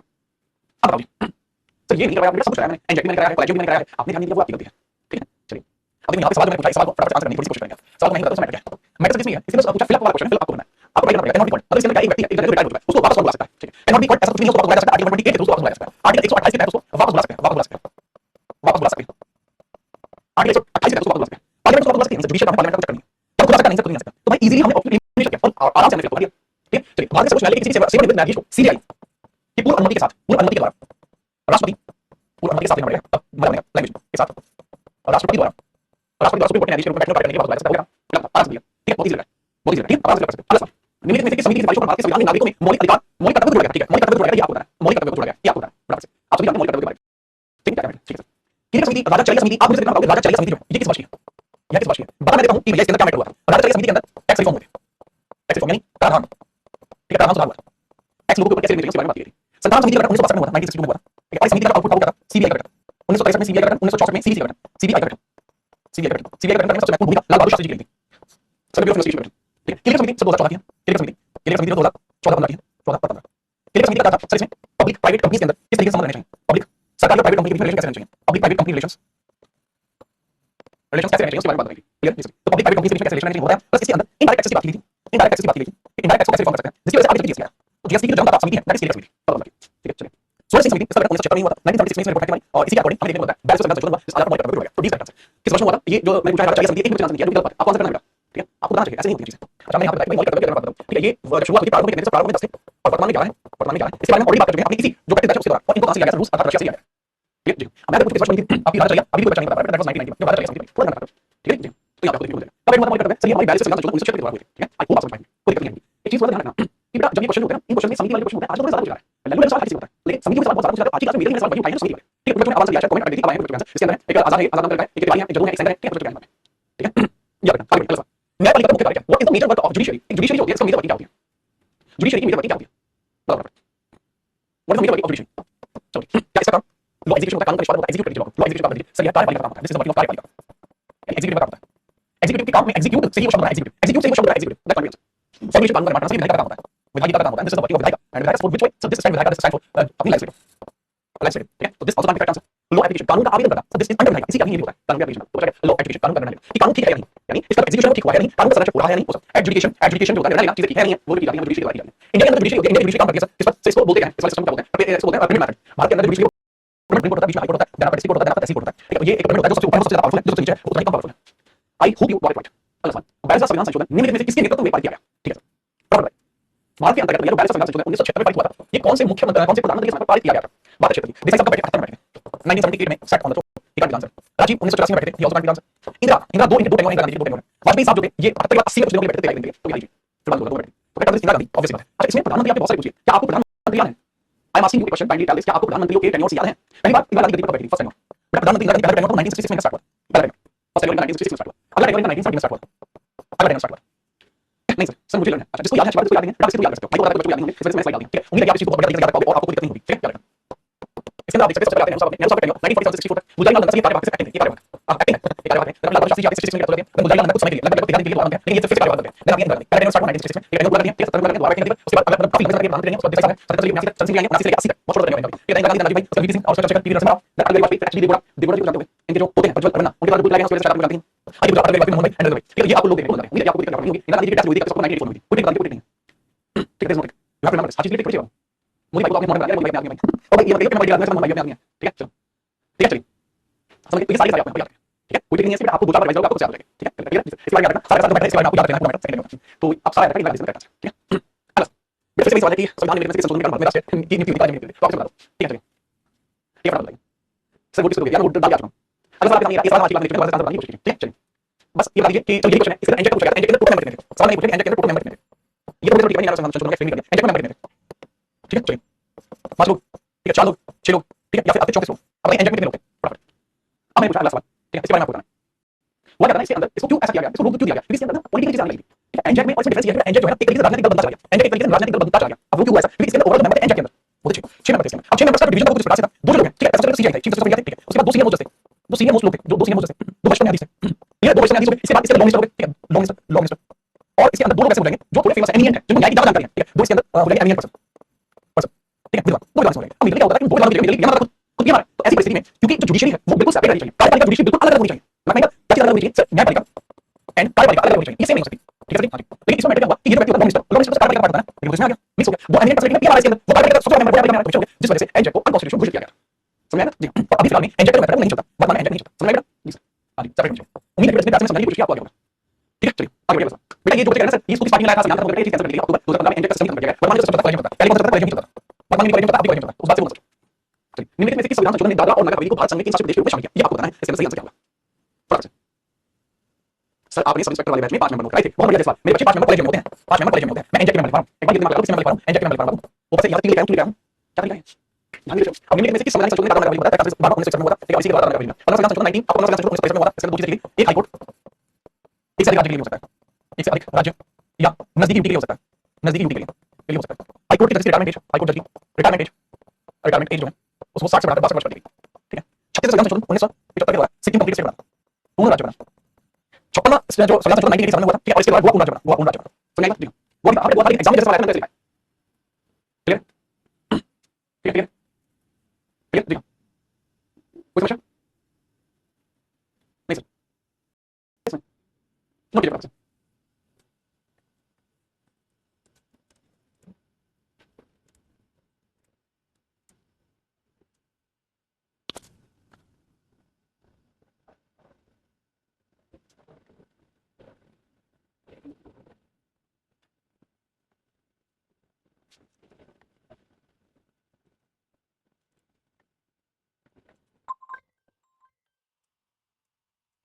क्लियर सर, आपने 10 सी लिखा था भाई, इसके अंदर जो भी बच्चे हैं 1961 ये ठीक है, हमारा 10 सी बात है, एक बात है, ठीक। अब आप समझिए जो बच्चे कैसे, आपने तो 10 सी के लिए लिखा भाई, उसके लिए भी समझ लीजिए 10 सी क्या था, ठीक है, 10 सी क्या था उसके लिए समझ लीजिए, ठीक है, 10 सी क्या था। तो भाई जो बच्चे 10 सी के एक लिखा था, 10वां संविधान संशोधन 1961 में हुआ था, 12 1962 में हुआ था, इसमें ये कहा गया था कि दादरा और नगर हवेली, दादरा और नगर हवेली भारतीय संघ का हिस्सा होंगे, भारतीय संघ का हिस्सा, ठीक है, वो क्या होंगे, भारतीय संघ का हिस्सा होंगे, दिमाग में एक बात जी सर। अब ये होता है भारतीय संघ का हिस्सा, लेकिन भाई हम मैटर पूछा गया, यहाँ भारतीय संघ का हिस्सा नहीं पूछा, इसमें पूछा उनको यूनियन स्टेट के साथ यूनियन टाइप कब बनाया गया, उनको यूटी कब बनाया गया, ये पूछा भारत में कब शामिल किया गया। अगर आपसे पूछा होता कि भारत में कब शामिल किया गया है तो दैट वाज 10 सी 1961, लेकिन आपसे पूछा यूटी कब बनाया गया, दैट वाज 10 सी 1962, थोड़ा समझिए, ठीक है। चलिए दिमाग में एक बात जी, आगे चलिए आगे बढ़िए। 1976 का 40वां संशोधन अधिनियम भारत के संविधान के किस अनुच्छेद पर लागू किया गया है, आपको ये बताना है किस अनुच्छेद पर लागू किया गया है। एक बच्चा है जिसका नाम है अश्विनी कुमार, जिसका कहना है यूट्यूब पे सर्च बताओ बेटा, आप यूट्यूब पे सर्च करिए, यूट्यूब पे सर्च में बहुत तरीके के आपको सवाल कराए जाएंगे, जहां आपको मैकेनिक साथ आपको पागल बनाया जाएगा, ठीक है, यूट्यूब स्पेशल सवाल के लिए यहां पर लिंक सवाल किया जाएगा, सीटें निकाल दी जाएगी, आपको पागल बनना है आप बना सकते हैं, मैं आपको फ्री बताऊं चीजें, ठीक है। पढ़ना है, समझना है, अच्छी चीजें जाननी है तो आप रह सकते हैं क्लास में, ठीक है। चलिए ये सभी ऐसा ही लाइन मैं मुझे पता है मैंने क्या लिखा है, ठीक है, आप बस ध्यान रखिएगा। अब ये होता क्या है, इसमें इंग्लिश आपको बहुत कुछ बता रही है, ये हमारे इंडिया की मेन लाइन है, ये हमारे इंडिया की मेन लाइन है, मुख्य भूमि है, मेन लाइन है मुख्य भूमि, ठीक है ना जी सर। दूसरी चीज ये है इसका विशेष आर्थिक क्षेत्र, स्पेशल इकोनॉमिक जोन है, स्पेशल इकोनॉमिक जोन है, special economic zone, economic zone, special economic zone, ठीक है, ये कहलाता है स्पेशल इकोनॉमिक जोन, ठीक है। अब मैंने आपसे पूछा कि 40 संविधान संशोधन 1976 में हुआ था, उसमें किस अमेंडमेंट हुआ, सब वो हुआ था, उसमें 97 आर्टिकल अमेंडमेंट। अब इसमें अमेंडमेंट क्या हुआ था, इसमें अमेंडमेंट ये हुआ था कि जो विशेष आर्थिक क्षेत्र पर यूनियन टेरिटरी का अधिकार होगा, विशेष आर्थिक क्षेत्र पर, ठीक है, विशेष आर्थिक क्षेत्र पर यूटी का अधिकार, मतलब केंद्र का अधिकार, यूनियन का अधिकार, यूनियन नहीं केंद्र का अधिकार होगा, केंद्र का अधिकार ना कि किसी स्टेट का, ये चीज पर क्लियर है। इसको स्पेशल इकोनॉमिक जोन बोला गया था, ये मतलब ई ज़ेड हुआ था, स्पेशल इकोनॉमिक जोन हुआ था, एस ज़ेड हुआ था, तो विशेष आर्थिक क्षेत्र इसको एस ज़ेड हुआ था, और इसके आर्टिकल 97 हुआ था, ठीक है। आर्टिकल 248 में क्या कहा गया है कि जितनी रेजिडुअल पावर्स होंगी, रेजिडुअल पावर्स कितनी होंगी, रेजिडुअल पावर्स वेस्टेड इन सेंटर, इन सेंटर, ठीक है सर। रेजिडुअल पावर्स कौन सी होती है ये तो बता दीजिए, what kind of powers are residual powers, ये आप बताओगे, ठीक है। रेजिडुअल पावर्स कौन सी होती है, ठीक है सर। आर्टिकल 49 में क्या बताया गया कि केंद्र सरकार राज्य की परमिशन से, राज्य की आज्ञा से या राज्य की सहमति से, आज्ञा से, राज्य की सहमति से राज्य सूची पर कानून बना सकते हैं, राज्य सूची पर कानून बना सकते हैं, चलिए सर। दूसरा से आपातकाल में, आपातकाल में राज्य सूची पर केंद्र कानून बना सकता है, राज्य सूची पर केंद्र कानून बना सकता है, केंद्र कानून बना सकता है, बना सकता है, केंद्र कानून बना सकता है, लेकिन वो वैलिड कब तक रहेगा, वैलिडिटी वैलिडिटी आपातकाल हटने के 6 माह तक, आपातकाल हटने के 6 माह तक, आपातकाल हटने के बाद 6 माह तक, 6 माह तक, आपातकाल हटने के बाद 6 माह तक, ठीक है। चलिए रेजिडुअल पावर्स क्या होती है, ऐसी पावर्स जो संविधान के अंदर नहीं दी गई, जी उनको रेजिडुअल पावर्स, बहुत बढ़िया, ठीक है। चलिए बहुत अच्छा लगा और इसका कंसेप्ट मैं आज क्लास 120 वाला अगले सवाल पर, ठीक है। अगला सवाल है भारत के संविधान के निम्नलिखित में से किस संशोधन अधिनियम ने रियासतों के पूर्ण शासकों के प्रीवी पर्स और विशेष अधिकार को समाप्त कर दिया, ठीक है। जहां पर जो प्रीवी पर्स पॉलिसी है उसको पूरी तरीके से खत्म किया गया है और उनको मिलने वाले विशेष अधिकार थे, उनको मिलने वाली विशेष उपाधियां थी, विशेष धन था, उसको खत्म कर दिया गया, ठीक है, यस, ठीक है। चलिए रेजिडुअल पावर्स कहां से ली गई हैं, कैनेडा से ली गई हैं, ठीक है। हमने विशेष अधिकार के प्रीवी पर्स के बारे में आपसे बात करनी शुरू करी, जब 25th अमेंडमेंट में किया गया था, 25th अमेंडमेंट को रिकॉल मतलब पूरी तरीके से निरस्त कर दिया गया है, जो इसके अंदर चीजें होती है, that was not 25, that was 26th amendment 1971 इसके थ्रू चीजें की गई, क्लियर है। प्रीवी पर्स क्या होता है, प्रीवी पर्स एक प्रकार से अगर हम बात करें या विशेष वित्त होता है, ठीक है, विशेष वित्त होता है, विशेष वित्त होता है, स्पेशल फाइनेंस होता है, स्पेशल फाइनेंस होता है, लेकिन अलग इसको किया जाता है, अलग इसको किया जाता है देसी रियासतों को, देसी रियासतों को अलग किया जाता है, लेकिन इस चीज को कंप्लीटली खत्म किसने कर दिया, ठीक है, देसी रियासत को अलग किया जाता है, लेकिन इस चीज को खत्म किसने कर दिया, इंदिरा गांधी ने इसकी पार्टी ला दी, Indira Gandhi abolished this, abolished privy purse, privy purse को इंदिरा गांधी ने समाप्त कर दिया, ठीक है, याद रखना, ठीक है, याद रखना, विशेष है जी। अच्छा जो बच्चे कहते हैं इसमें हिंदी में बता है निजी खिलाफ होता है, निजी खिलाफ, ये प्रेम खिलाफ है, निजी खिलाफ होता है, पॉलिटिकल प्राइवेट निजी खिलाफ, ठीक है, हर एक किसी का अपना अपना खिलाफ होता है, सेपरेट निजी खिलाफ, निजी खिलाफ, देखो ठीक है, करेक्ट आंसर इस समय नहीं समझ में, ठीक है, आगे बढ़िए। मौलिक अधिकारों की रक्षा और गारंटी देश की किसके द्वारा की जाती है? देश में किसके द्वारा की जाती है आपको बताना है? देश में किसके द्वारा की जाती है? किसके द्वारा की जाती है? सरकार बहुत रखी है, होगी रखी, मैं नहीं रखी, मजा ले रहे हो कोई नहीं, सब बहुत गलत हो रहे हैं, मतलब आप पढ़ेंगे विश्वकर्मा बेटा, आपका ध्यान नहीं हो रहा है, आप क्लास में इसी आयोग के आपका नाम लिया है, मैंने आपको बताया मैं बिल्कुल नहीं, आपको क्वेश्चन के लिए काम करेगा, मैं आपके लिए बेहतर करने के लिए आपको क्वेश्चन के लिए नहीं आया, उसके बाद लोग हैं, ठीक है, I am here to make something for you, वो नहीं करूंगा जो तुम्हें पसंद है, वो करूंगा तुम्हारे लिए बेहतर है, ठीक है। चलिए बात करें इसके अंदर, वो क्या है कॉन्स्टिट्यूशन, कॉन्स्टिट्यूशन वो चीज है जिसके द्वारा आपको मौलिक अधिकार की रक्षा हो जाती है, गारंटी हो जाती है, नाइस गवर्नमेंट है, नाइस गवर्नमेंट, नाइस गवर्नमेंट, बस इजी आंसर कॉन्स्टिट्यूशन। हां अगर मैं इसके पार्लियामेंट भी ऐड करूं, अगर मैं इसके पार्लियामेंट भी ऐड करूं, ठीक है, अगर मैं इसके लोकसभा भी ऐड करूं, अब बताइए अब आंसर क्या है? If I add parliament this, if I add Lok Sabha this, क्या आंसर?